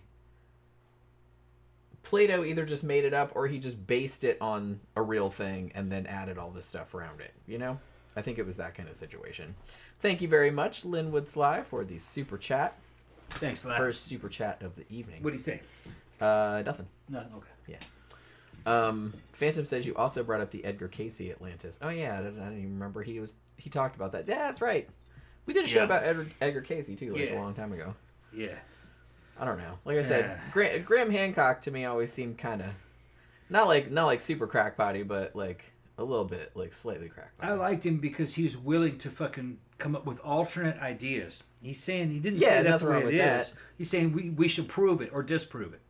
You know, which I agree with that. Here's the thing I do know.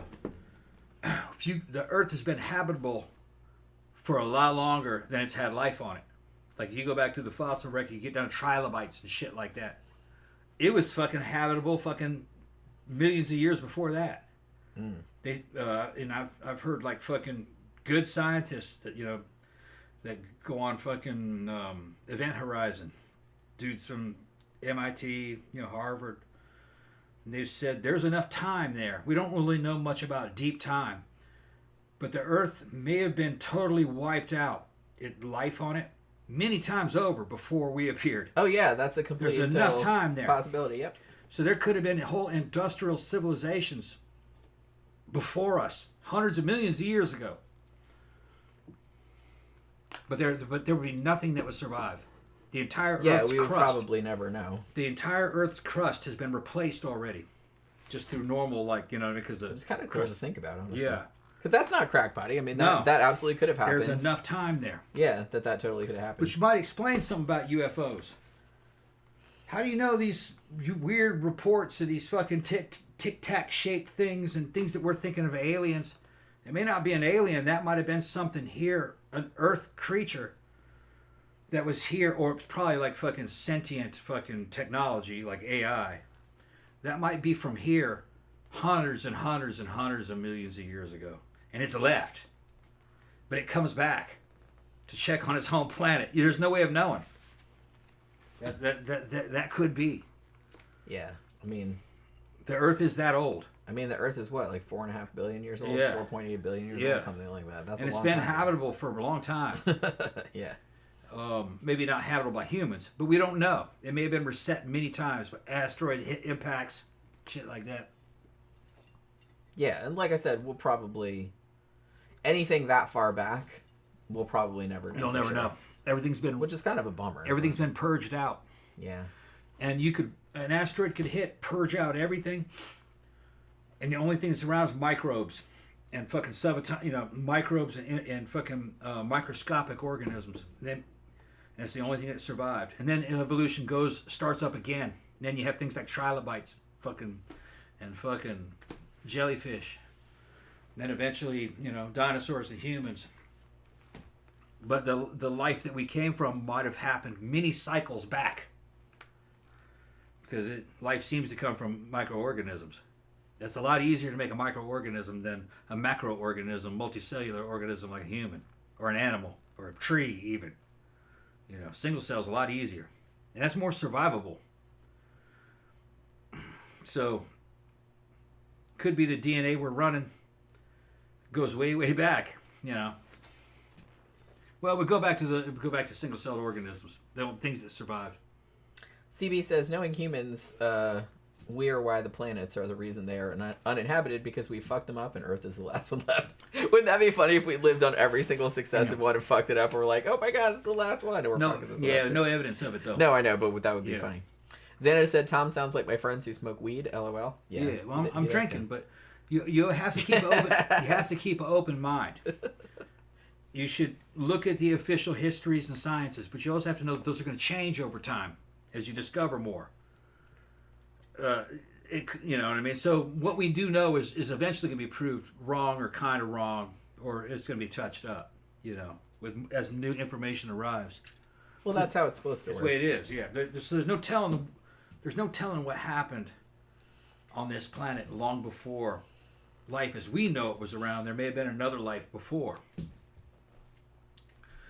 It's hard to imagine deep time. It's hard for us to imagine a million years. It's hard. I can imagine 10 years. I can imagine 50.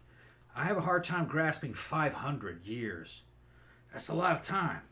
It is. It's still nothing, though, compared to hundreds and hundreds of millions of years. The Earth is 3.4 billion years old. No, 4.5. 4.5? Okay. 4.5, 4.5 billion something years. like that. That's a shit ton. That's a shit ton of millions. Yeah, it is. That's a long fucking time. Yeah.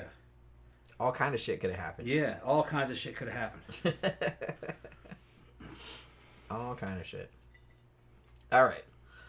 So let's talk about this next one. Now, just like Heraclan, which we just talked about, this was another city that was thought to be mythological, but they discovered that it actually did kind of exist. And this is Dwarka. Now, this is in India. And I think the reason that it was given kind of mythological status was because in the ancient stories, particularly the Mahabharata, which is the oldest text that mentions this was the city supposedly where Krishna lived. And there are stories about Krishna leaving the earth, like he lived here in Dwarka. Although, okay, so there's some confusion because there is a modern Indian city called Dwarka, Dwarka. But they also call the sunken city that they found Dwarka, but they spell it differently. They spell it Dvaraka. But it's pronounced similarly, you know what I mean? So I'm just going to use like the regular name. But there is a city, and then there's like a sunken city, and they're kind of near each other. So the story goes that Krishna lived in this city. It was his city, and then he left the earth to go into the spirit world or whatever, and then the age of Kali began. Like, I guess, like the era of sin or whatever. It was that kind of thing. I think there were also some stories about somebody in his Vimana, like, coming and fucking people up, you know what I mean? I love the whole mythology of those Vimana things. You know what I mean? Yeah, Vimana's a flying machine. Like a flying machine? A flying machine. That they all have, that they have, like, in Hindu mythology and stuff. Yeah. And it's like, I love all, like, the artwork of them and stuff like that. I'm like, that is so badass. It's Hindu sci-fi. Yeah, it's great. You can imagine a machine that could fly. Mm-hmm. You don't know what it looks like if you've never seen a plane. So it's going to be, it's round. It's got all kinds of things that spin. Yeah. It's just like in, I think it's the Old Testament where somebody's saying that they saw God. I forgot which one it was, what book it was. But he said he saw, God's, basically he said he saw wheel within wheels and fucking lights and shit like that. And he's describing God's chariot. All right, and it gives the message. And the whole thing there was that chariots had wheels. Wheel was something that was advanced. I mean, the Mesoamericans didn't have it. It meant you could go fast. If you say you got wheels inside the wheels, that means it goes fucking fast. That's like saying it's got jet engines, and the jet engines have jet engines on them. That's what they say it. You know what I mean? So people are saying they're talking about UFOs. In that particular case that I recall, and I can't remember the fucking prophecy. It was a prophecy. It's not what the viewer's talking about. He's saying God appeared before him, and he was in his car. God was in his chariot. Yeah. And that shit had fucking jets and jet engines on the jets. That's, that's... Yeah, because all they knew was a wheels, wheel.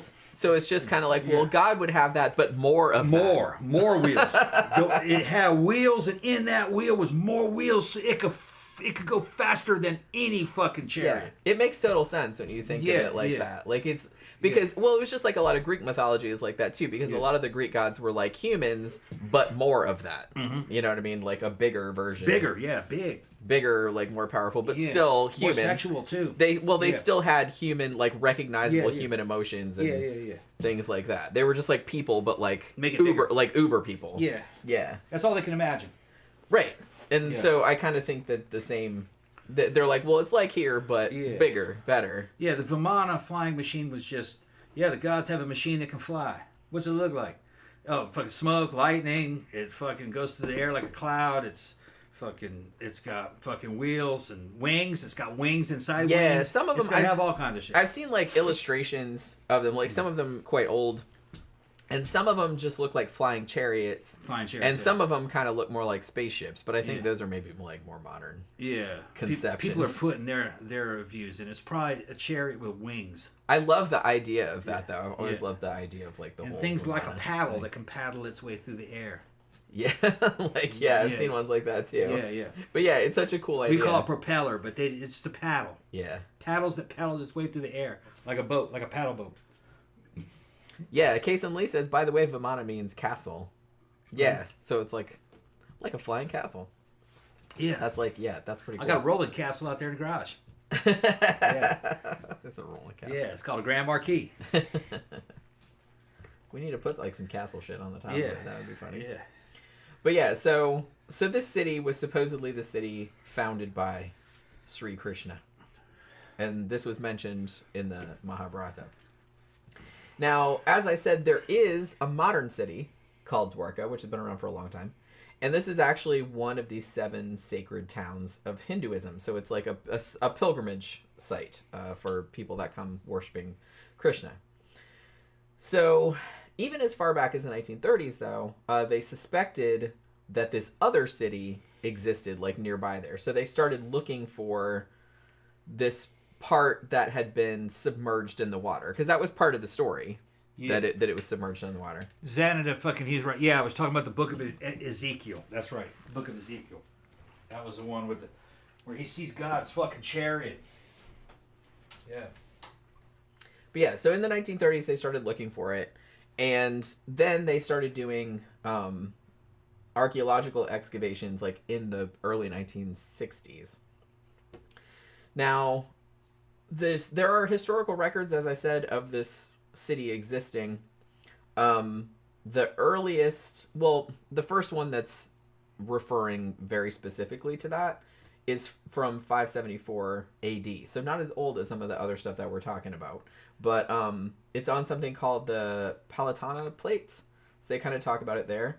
And they're saying that this city, and we're talking about the submerged one, not the one that's, on the shore like now, that it was like this big capital city. And it was like a really important hub. And also it mentioned that Krishna lived there. So in the 60s, they started doing archaeological excavations of the sunken part of it. And they started doing another one like in 1979. Now, during this excavation, they found pieces of pottery, which are known in the archaeological world, as far as I could determine, as lustrous red ware. Now, when they find this kind of pottery, they usually date this to about 3,000 years old. So because they found that in this excavation site in the late 70s, they started like kind of ramping up the search in like the early 80s. And they've been working they worked on this site for many, many years, like in between there. So between 1983 and 1990, looking around this area, they found some, like, these fortified foundations, which they think were probably the city walls. They found some pillars. They found irrigation systems. They found things like that. So it's clearly there was a city there. The point of contention is how old this city is. Because they did find pieces of pottery that they dated to about 3,000 years old. And, 3,000 BC. Or between 3,000 and 1,500 BC. But then there's also some kind of contention that's like some of it could have just been from the Middle Ages. You know what I mean? Yeah. So they were doing a study in 2001. There were some students from the National Institute of Oceanography. And they were not even doing an archaeological study. They were actually doing a pollution survey, like in this the Gulf of Combat, I think is what it's called. So it's about 7 miles away from where the shoreline was. And while they were doing the survey, like I said, they weren't looking for anything. They were just doing a survey of the water, like the pollution levels. And they found a bunch of buildings, like stone buildings. And they had mud and sand on them. And it was about 5 square miles of like all these buildings. So they started sending divers down there. And they found just all this stuff, like artifacts and coins and all this other kind of stuff. And they've dated some of this stuff to about 3,600 years old. Now, there was more controversy when they pulled out some of the artifacts and sent them off for carbon dating, and some of them came out to be 9,000 years old. Now, I was watching a documentary about this by like a archaeologist or historian or whatever, ancient historian. And he was saying that the problem with some of the stuff that was 9,000 years old was that stuff wasn't clearly man-made. They're like, because he was showing, it's like this, what these artifacts they were showing were like wood, but it wasn't like carved wood or nothing like that. So he's like, so it might have just been random ass pieces of wood that could have indeed been 9,000 years old, but that doesn't mean that the artifacts that they were found with are 9,000 years old. Do you know what I mean? You're saying the site may have been contaminated. Right. By foreign wood. Right. That's 9,000 years old. That's 9,000. Yeah. That's like, they're not disputing that right. wood might be 9,000 years old, but he's like, that wood is not carved. Or it could be an error in the carbon dating. It could be that too, although that's pretty rare because they usually do. Because I think people say, when you say carbon dating, they usually do a couple of different methods to make sure that they all line up. You know, 9,000 year piece of wood, that's pretty fucking old. That's pretty awesome. I didn't realize that wood could last. Yeah. For 9,000 years, and a lot of it underwater. Yeah, like they had this chunk, but like I said, it was just like a piece of wood. It wasn't like a thing. It wasn't like an artifact. But that was dated to 9,000 years old. But some of the other artifacts were more like 3,000, 3,600 years old, which is still old. Yeah. But I think that some people were hoping, it's like 9,000 years old. It's like the oldest city in the world that they've ever found. And they were like super excited about it, but they were like, well, calm down because we're not really sure. We're not really sure if it's 9,000 years old. You know what I'm saying? So there's still like some controversy about that. But they have found like a bunch of stone structures down here. Square ones, rectangle, like kind of semicircular one. And they're kind of like, it seems like the city is not quite as well planned as something like Pavlopetri, which looks like it was very planned before they even built it. This kind of looks a little bit more random. They've also found a bunch of stone anchors and things of that nature. So they think at one point this city was one of the busiest ports on the west coast of India. And but like I said, they're kind of disputing exactly how old this one is. The reason that everyone was so excited when it was found was because it was this mythical city where Krishna lived, and they're like, no, it's really there. Yeah, it's really there, but that doesn't necessarily mean that Krishna was there. That like all the other stories about it are true. Yes, there was a city there. Yeah. So you know what I mean? I believe basically the characters in religions, most of them are mythological characters. There was never a Krishna. or like amalgamations of like a bunch of different people, or just made up out of whole cloth. I think they're made up out of whole cloth. I don't believe Jesus was a historical character. The fucking evidence doesn't support it. Muhammad may be, but I don't. There's no records of anyone saying that they talked to Muhammad. They're just records of Muslims. It's difficult to say. Now, a Muslim would say, well, we have all this history of what he did, this and that. You don't know fucking Catholic Church history. Catholic Church history has fucking all kinds of tales. Go back fucking 2,000 years and almost none of that shit happened. A church will make up its own history out of whole cloth. Yeah, invent characters and everything. Well, I mean, they have a specific agenda, and like I said, it's sometimes it's not even that sinister. Like sometimes it's just like They people think that it really happened. believe in it, Yeah. and sometimes they're just repeating stories they've heard. Also, that they don't have any reason to doubt. You know what I mean? Yeah. If they're believers, so you know. Yeah, but I forgot who it was that supposedly founded the Catholic Church. What was the guy's name? Was it Marcion? Might have been Paul. I think they're talking about the Apostle Paul. If I remember correctly, Apostle Paul, they said he did all kinds of shit, met with all kinds of leaders of all these worlds, and that he brought Christianity into the world, if my memory serves. There's no records of any of this ever happening. And the shit that they say is wishful thinking and fantasy of what Catholic Church history says. Paul couldn't have gone to all those places and then fucking just converted these non-Christian kings to Christianity by talking to them. No, it would have never happened. They're just retroactively making a history, trying to explain how Europe became Christian. You know, that's all they're doing. Santa said Muslims believe Jesus survived the crucifixion and went to Tibet for 40 years. Yeah, yeah. There was no Jesus. Yeah, like I said, Yeah. I don't think there was any such No. person, or at least not the person that you would recognize. I don't even No. think it was based on a real don't person. think I it's think based it on a was real based on other mythological figures. It's based from on older- Dionysus and Hercules. Yeah, like from older And Moses. belief systems. It has the same birth narrative as Moses. The same basic situation as this, having a mother, a virgin birth to God in heaven, and you're his chosen son. That's fucking Heracles. That's Hercules. But that's also Osiris. You know, Cyrus and Isis, and he dies, becomes Horus, and watches over the kingdom of Egypt. No.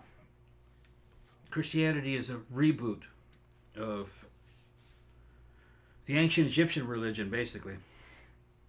Which Rome had that religion too. Rome loved all those Middle Eastern religions. Because migration, people were walking in there, bringing their belief systems with them and rebooting them to make them metropolitan and urban and shit and Roman and cool. But everything fucking Jesus says is kind of like something Dionysus would say or Socrates would say that. Nah. That guy didn't exist. He wasn't a historical character. I believe originally in Christianity, Jesus was an angel at the right hand of God. That's what he was. The angel above Michael, the archangel, and above Gabriel. And it says in fucking one of the Pauline epistles, it says, we see represented before us our Lord hung up by powers and principalities. They're talking about the crucifixion. We see before us our Savior, Jesus, in heaven, being crucified by the authorities. But what they're talking about is the authorities from Genesis, fucking God and all his sons.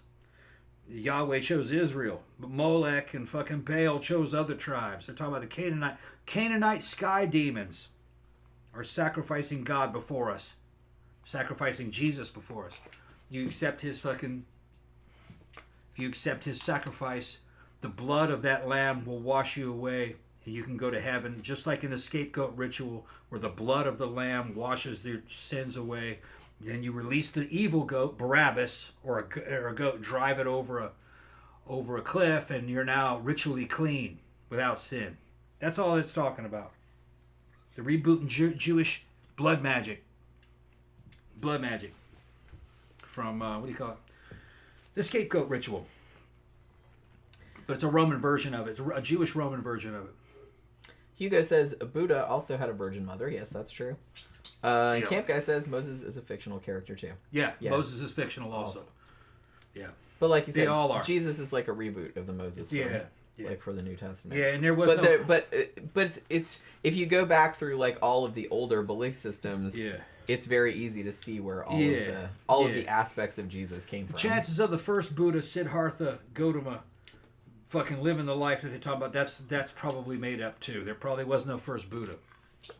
It's easier to make a savior out of whole cloth and say he lived a long time ago than to do that shit while you're alive. They got nutbags on the corner of every one of these major cities saying that they're fucking God's son and fuck. Who would believe them? You wouldn't believe them. And it was the same with in the ancient time. So. You wouldn't be believed. But you'd believe it if somebody says, "Hey, man, 200 years ago there was a dude. He was God's son, and he did all this stuff." Well, yeah, because you can't fucking prove it now. You can't disprove it. He lived a long time ago. He's gone. Yeah. He'll come back. But man, he was so awesome. Yeah, here's my story. Look at what he said. Look at what he did. And then they're given all these little books before they were put together in a New Testament. That's what they're doing. And all religions do that. I'm skeptical of Muhammad. He may have lived, but we're probably not getting the correct story. Well, I mean, you have to think this is over hundreds, centuries. And all kind of shenanigans can take place. You know, stuff written, stuff taken out of the Bible. Like I said, even the Bible that we have is not all of the stuff that was originally. It's just a compilation of stuff that the church thought was okay, like at a particular time. There was a lot of other books that didn't make it in there. You know what I mean? The Apocrypha, and there's a bunch of other stuff too. But it's just kind of like, it's fascinating though. I've always been fascinated by that kind of stuff, like how. And it's interesting to me just because of the impact that it still has, like on the modern world. But if you know anything about the history of where it came from, it's crazy to think like just how this cobbled together series of beliefs, you know, over centuries and centuries by a lot of people that, you know, frankly, like were not that educated. And it's still like affecting people's lives like directly today, which is kind of crazy to think about. It's a little bit depressing, but I don't know. I guess it's kind of interesting too. You know. Let's see. All right. So now one city, I don't know if it's kind of more of a village than a city, but here's one that is almost certainly about 9,000 years old. Unlike Dwarka, which we're not entirely sure about. But this was a little place called Atlit Yam. Now, this was actually a Neolithic village, and it's off the Carmel coast of Israel. And since it's Neolithic, it's not like a city in the sense that some of the ones we've been talking about earlier were a city, but it was like a settlement. They think actually it was kind of like a fishing village, and they had like megaliths and stuff like that. And because they think it's between 8,300 and 9,000 years old, so older than Stonehenge. But they did have some kind of Stonehenge-y kind of stuff like going on down there, as far as, like I said, having megaliths that look like they were kind of like a worship kind of place, just like Stonehenge was. So this is this shit is so old that it's like pre-pottery. They didn't even have pottery this long ago. So they've found houses, like just little rectangle houses, hearths, like remains of like plants, you know, so that they ate or used for various other things, flint tools, and in this case, they have also found some very well preserved human remains, like skeletons.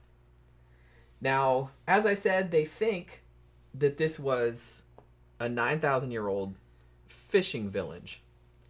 One interesting thing that they found was that there were all of these fish. I mean, they're bones now, obviously, but the way that they were laid out when they found this place, like under the water, they looked like there was a whole bunch of them, like they'd been stored. You know what I mean? Like they were either going to trade them, or they were like storing them, they were going to eat them later or something like that.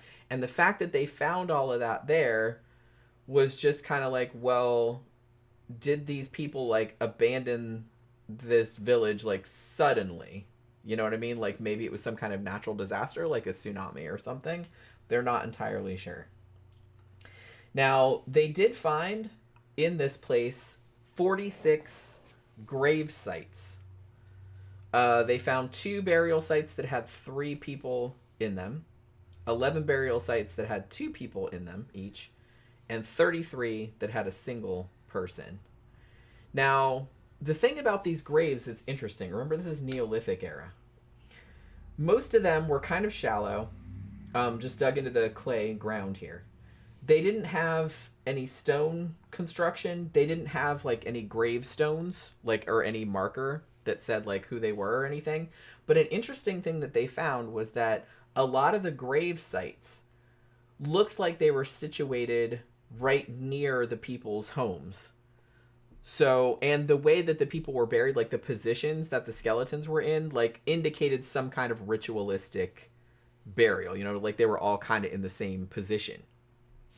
So they thought that these people, even though they didn't have grave markers or anything like that, wanted to keep their dead close to them. So they always kind of buried them like right there, like right by their house. You know what I mean? So they thought that was kind of interesting. And there were also kind of like, this is interesting too. Like they examined a bunch of the skeletons. And a lot of them, you know, it's the Neolithic era, so a lot of them had like, you know, diseases from presumably from dietary things and stuff like that. This might be, and I can't remember, but I'm pretty sure that I read this, was that this might be the earliest recorded instance of tuberculosis, because some of the skeletons had signs of tuberculosis. Like it was pretty common in there. A lot of them also had arthritis, which was interesting, and other infectious diseases. But I think this is the earliest instance that they know of like tuberculosis. But yeah, they also had these big, round, megalithic structures. They had wells. Like I said, they had paved floors, wooden dirt floors, like in their houses or anything like that. And the megalithic installations that they found, it was 7 stones, and they said 6 of them were still upright. And they think that maybe they were covered with gray travertine, which means that maybe there was some fresh water happening, like in the past. And then there were these flat stones, like slabs, that were lying horizontally, and they had little cut marks in there, like they'd been kind of scooped out. So they thought maybe that there was some kind of freshwater spring, like at the site, and that this might have been some kind of ritual. Like I said, the same thing they kind of think about Stonehenge and like some of the other megalithic era sites where they think people came here for particular religious practices or whatever. And they have, some of these also have kind of like little people like carved on them, like little, not, you know, little anthropomorphic kind of figures on them. Now, they don't really know how many people lived in this village 9,000 years ago. Like I said, it's a fishing village, so it wasn't like a big city or anything. But they think that maybe there might have been some kind of cataclysm coming, like a natural catastrophe, but they don't know. It doesn't seem like people died in it. Like they found a bunch of bodies, but they were all like, they had been buried at a prior time. So they think maybe it wasn't something that happened like super suddenly. You know what I mean? But it may have been, I don't know, like some, like you said, like maybe like an earthquake or something like that, but it happened like not quickly enough that it killed like people at the site, like at Pompeii. So don't really know. At the time that people were living in this village, the sea level was much lower, and the coastline was about 1,000 feet to the west of where the settlement is. So the sea level back then was about 45 feet lower than it is now, and that was because of the water trapped in the glaciers. You know what I mean? So this was kind of like end of the Ice Age people living here, right? Which is crazy. So this is like an old fucking thing that they found. So at some point, obviously this was underwater. They're not really sure how long it took to happen, but at some point the sea rose 45 feet and the village had to be abandoned. And then they found it many years later, which is pretty creepy. All right, so the last one I want to talk about is the city of Baia, sometimes known as the Las Vegas of the Roman Empire. Okay. So this was kind of your party town, right? This was a place where kind of all of your statesmen, they had kind of houses there, like villas.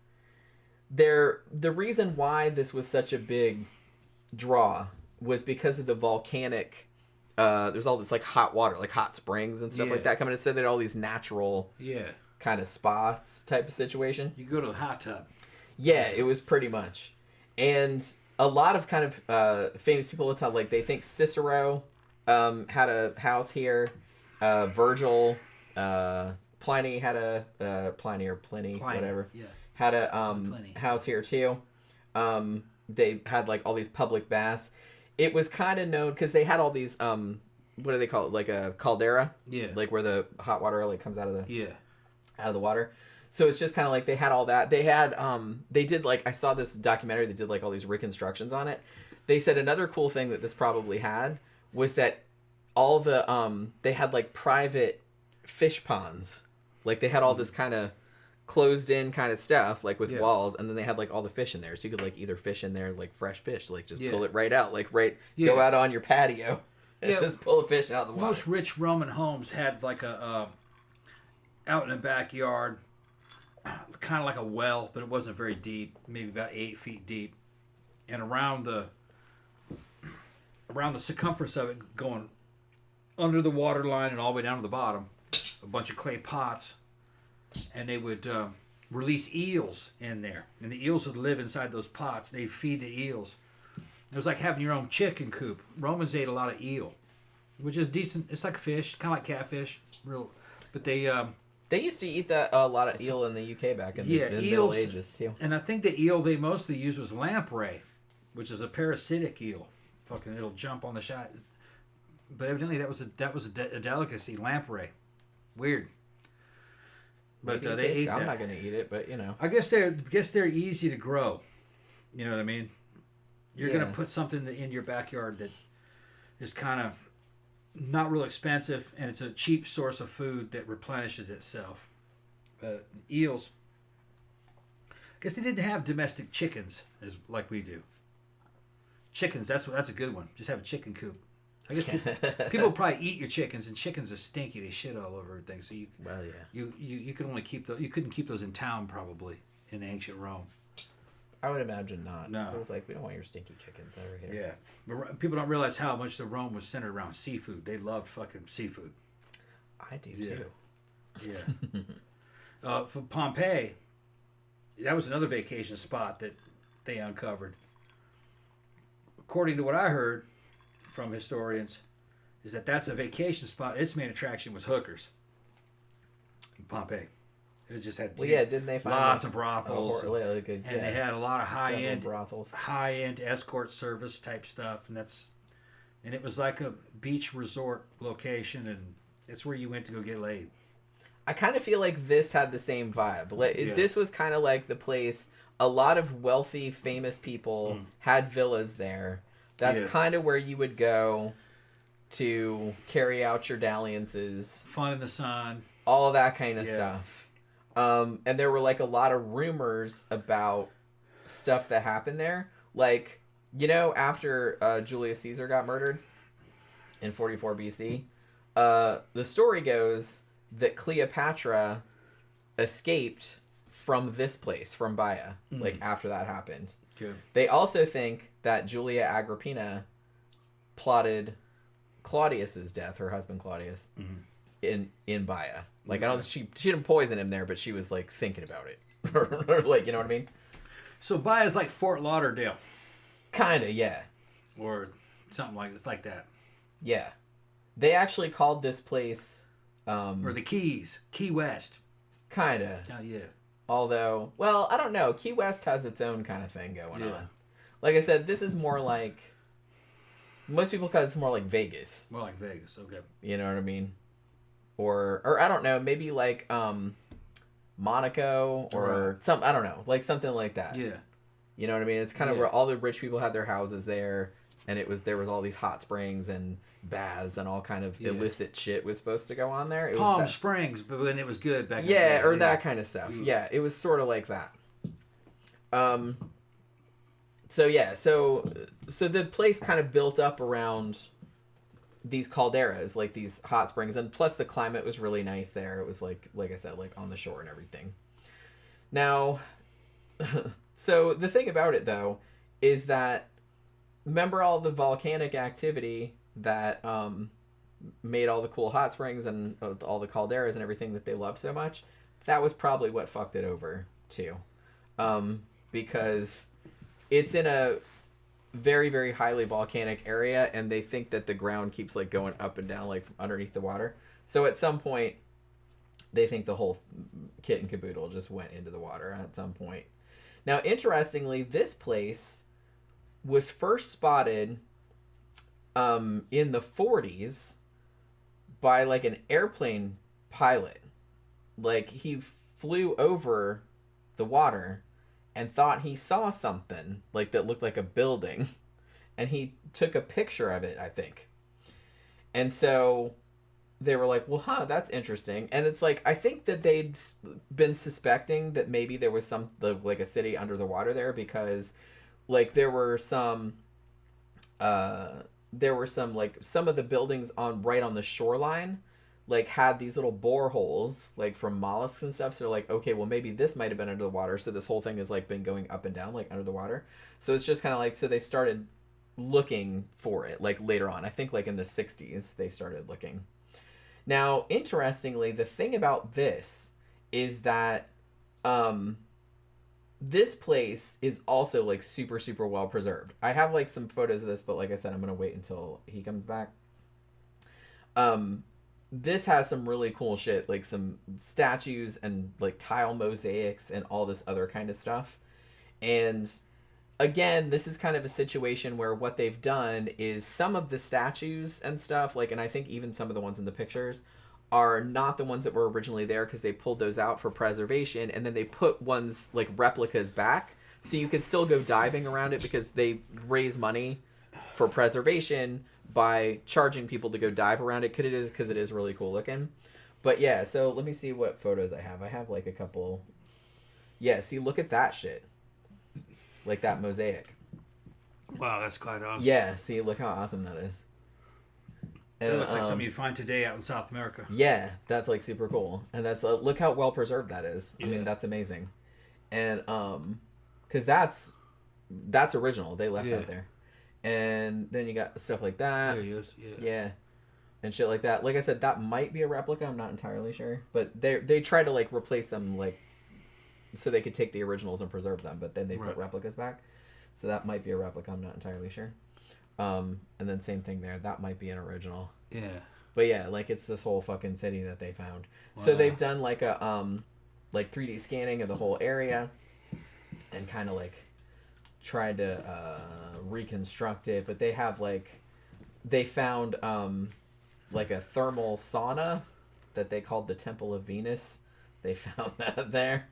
But yeah, so it's not super deep. Like I said, somebody spotted it from a plane back in the 40s, but 6 meters, however fucking deep that is. Not really sure. We don't use a metric system here, but it's not so deep. You can actually go there. Feet. You can actually go there, and you can get in a glass bottom boat.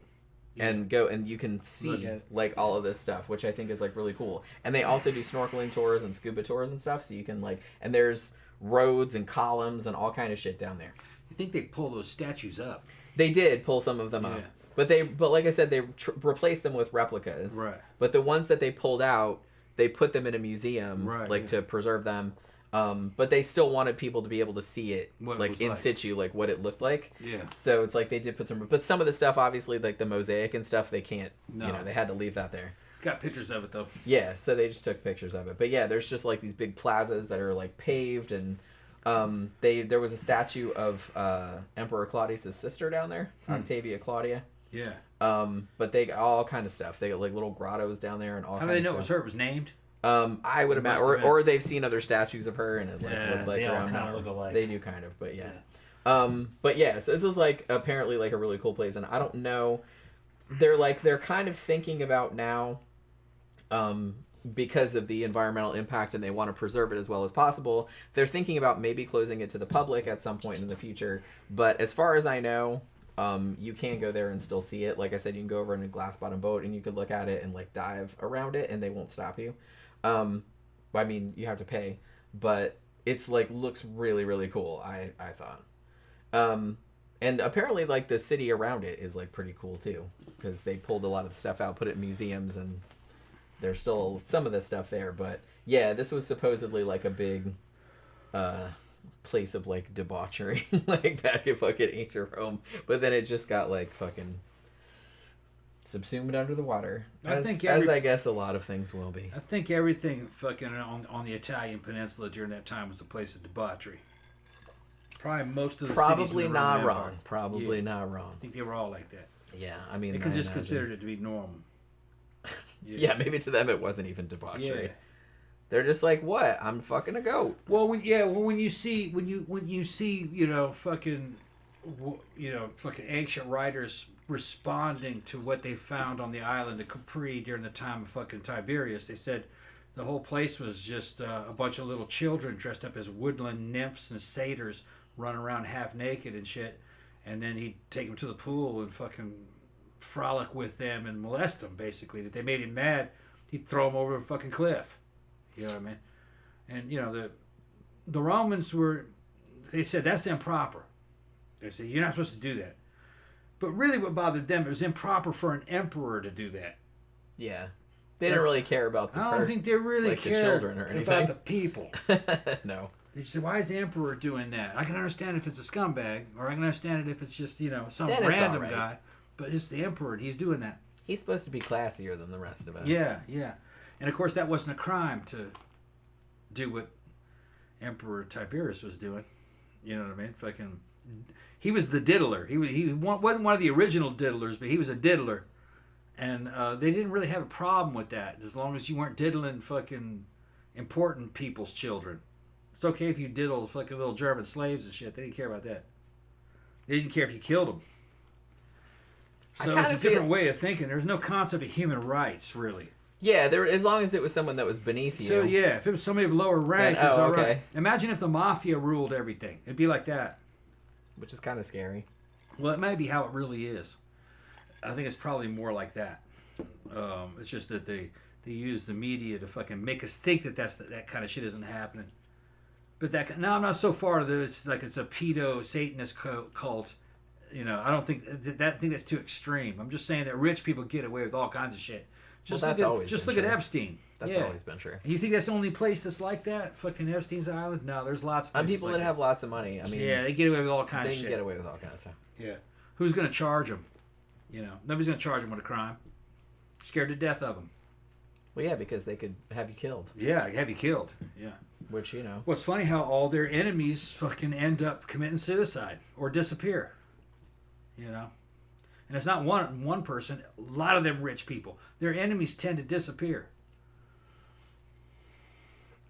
But like I said, that's kind of been true throughout history. Yeah. If you have a lot of money and power, you can pretty much do whatever the fuck you want to, because who the fuck is gonna little peon with no power, like what are they gonna do? Yeah. Nothing. Yeah, you'll just get shot in some random street crime conveniently before you testify. That kind of shit. Yeah. Been a lot of that. And it's not fucking new. It's been going on. It's just that I think media and internet allows us to see it and talk about it more. I'm sure that shit was going on all the way back to the 1800s. Well, see, that's what I always say. It's just kind of feel like I kind of feel like people nowadays. It's not so bad nowadays because I think people are more aware. But for a while, people were just like, oh my god, it's like the crime is about and serial killers and this like that. Like, I kind of feel like fucked up shit has been happening forever.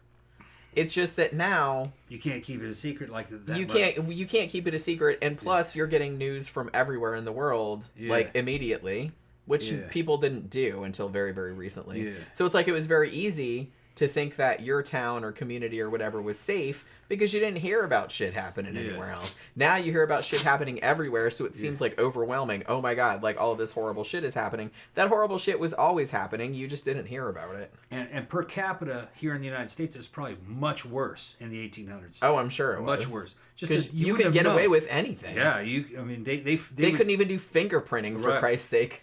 They couldn't catch you. I mean, just a few decades back, I don't remember exactly when that was. It might have been 80s. They fucking demolished some old house from the 1800s, 1800s. And underneath the foundation of that house were buried like 20 people. All of them fucking executed. And they don't know who did that. Yeah. You know what I mean? Tom Baker points out H.H. Holmes was 1888. Yeah, and that dude was a freak. Yeah. Yeah. He was the original Phantom of the Opera. He was the real thing. So yeah, there was people doing fucked up shit like that. It's just you didn't hear about it. Yeah. Is all it was. Yeah. And fucking it was weird because local newspapers in some places would be not apt to even tell a story that might be too salacious. Like crimes against children. They go, that's not newsworthy. We're not going to print that. We'll print this other story about an airship, mysterious airship that flew over and people walked down off the ladder and asked for coffee and then it carried on. They did shit like that. Although I will note that, like, particularly in the era of Jack the Ripper and stuff like that, a lot of times they, like, made up stuff to, like, make it even more horrible. That was England, though. Yeah. I know they did that here, too. Yeah, I know. But they didn't do it as much in small towns because everybody's related to everybody else. You know, the newspapers were all local. There was no internet or anything. So yeah, it's not so much a case. Honestly, I think probably by any metric, things are a lot better now than they used to be. Yeah, you can't get away with much. Yeah, you can't really get away with shit like, because I kind of feel like 19th century, like look at 1888 when the Jack the Ripper murders happened, for example, or even when the H.H. Holmes things happened. And I know they caught him. They didn't catch Jack the Ripper though. But the thing about it is, like, even that recently, they couldn't do fingerprinting, like, unless they saw you doing the shit. There's really not much they could do.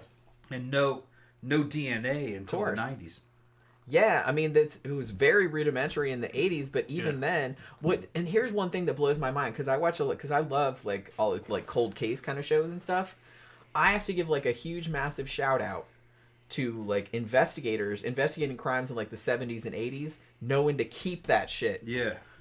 Because it's just like then, like 20 years later, 30 years later, they're like, we still had this thing that had like a little bitty thing of semen on it or something like that. It's like, and the people that had the presence of mind, the foresight, to know that one day, you can find something. We're gonna need this, and they kept it and preserved it like for all those years. And then because I've noticed, even a lot of cases that I wrote about in some of my books have been solved, like since I wrote those. You know what I mean? Just because they've been working on them. They've been doing all these cold cases. 23andMe can get a lot of them. That's what I'm... and especially after the fucking... That D'Angelo motherfucker got caught. Yeah. Like, they've been using that, genealogy websites and shit like that. They're catching people left and right. Like, for crimes that happened 30, 40 years ago. They don't need your DNA. All they need is your relative's DNA, and they'll find you. And they will track your ass down. Which, like I said, in a way, I mean, that's good. Oh, yeah. That's good. Yeah, all is fair in love and war. And if you're hunting down a fucking violent criminal, you use everything. Yeah. Yeah, I don't have a problem with that. Gotta make that bitch pay. At all. Yeah. I don't care if you got away with it for 40 years. Yeah. You still did that shit. Yeah. And you shouldn't be allowed to walk around loose. They catch some of them, they know who it is, and the dude's already been dead 10 years, but they know who it is. Yeah. And at least that's some kind of consolation, I suppose. Right. I can't imagine, because I write about cases like that. I write about unsolved cases like all the time. And it's like, I can't imagine what it would be like to have had a loved one be murdered like fucking 30 years ago, and you still don't know who the fuck did it. There was one here in the South where a teenage girl got assaulted and murdered in her own home, and they thought that her sister had something to do with it, and they blamed her for a long time. They were like, she had to have something to do with it. Oh, I remember that case. Yeah, we were watching something about. Eventually, they were just doing cold case DNA, and they fucking were able to trace that dude through a relative. Yeah, And just some random ass dude. He was just a random dude that he worked around there. Worked at the candy shop. Worked at the fucking. It was a candy store, wasn't it? Or a bakery. Something like worked that. at the candy store up a street, and he saw her on his way to work, evidently, and went into her house. Yeah, when she was by herself. Yep, he's by herself. But he was just like wandering around. I guess he was just like looking for a victim that day. He saw her going inside that house. He probably saw her fucking because they said that he passed by it every day to work. Yeah. So he must have seen her outside that house at some time. And then one day on his lunch break, he went down there and did it. Yeah. And like you said, for a long time, they thought her sister did it. Yeah. Which is fucked up. Or her sister had something to do with it. Her sister knew who did it. Right, yeah. But it turned out, no. It was just like a random dude. They didn't know who he was. He just worked around there. Yeah. And he just happened to come by and kind of victimize, yeah. Which, like I said, fuck, man. Scary. Like, you can't live your whole entire life in fear of stuff like, because statistically that's pretty rare, but it still does happen. So you got to watch your ass, like, like I always say. Don't be terrified all the time, but watch your fucking back. Yeah. Watch your fucking back. Let's go ahead and shut it down, Jen. It's been a good show. All right. So I guess we're going to shut it down. Are you hungry at all? Or I'm hungry a little bit. Yeah, me too, a little bit. Yeah. It's not that late. It's 9:45. Yeah. All right. So we are going to wrap up this show about sunken cities. I hope you guys enjoyed it. I thought this was a very interesting topic. I don't know how you guys felt about it, but yeah. This was a fun show to research. Hope you guys enjoyed it as much as I did. So yeah, we will be back again on Friday night for our infamous Drunken Sidetracks show, which is my favorite show of the week to do. We'll just sit here and usher you into the weekend and drink entirely too much and talk about a bunch of bullshit like we always do, and it's always super fun. So hopefully you guys can join us for that. Again, thank you very much for hanging out with us this evening, and we will see you guys again on Friday night. Good night.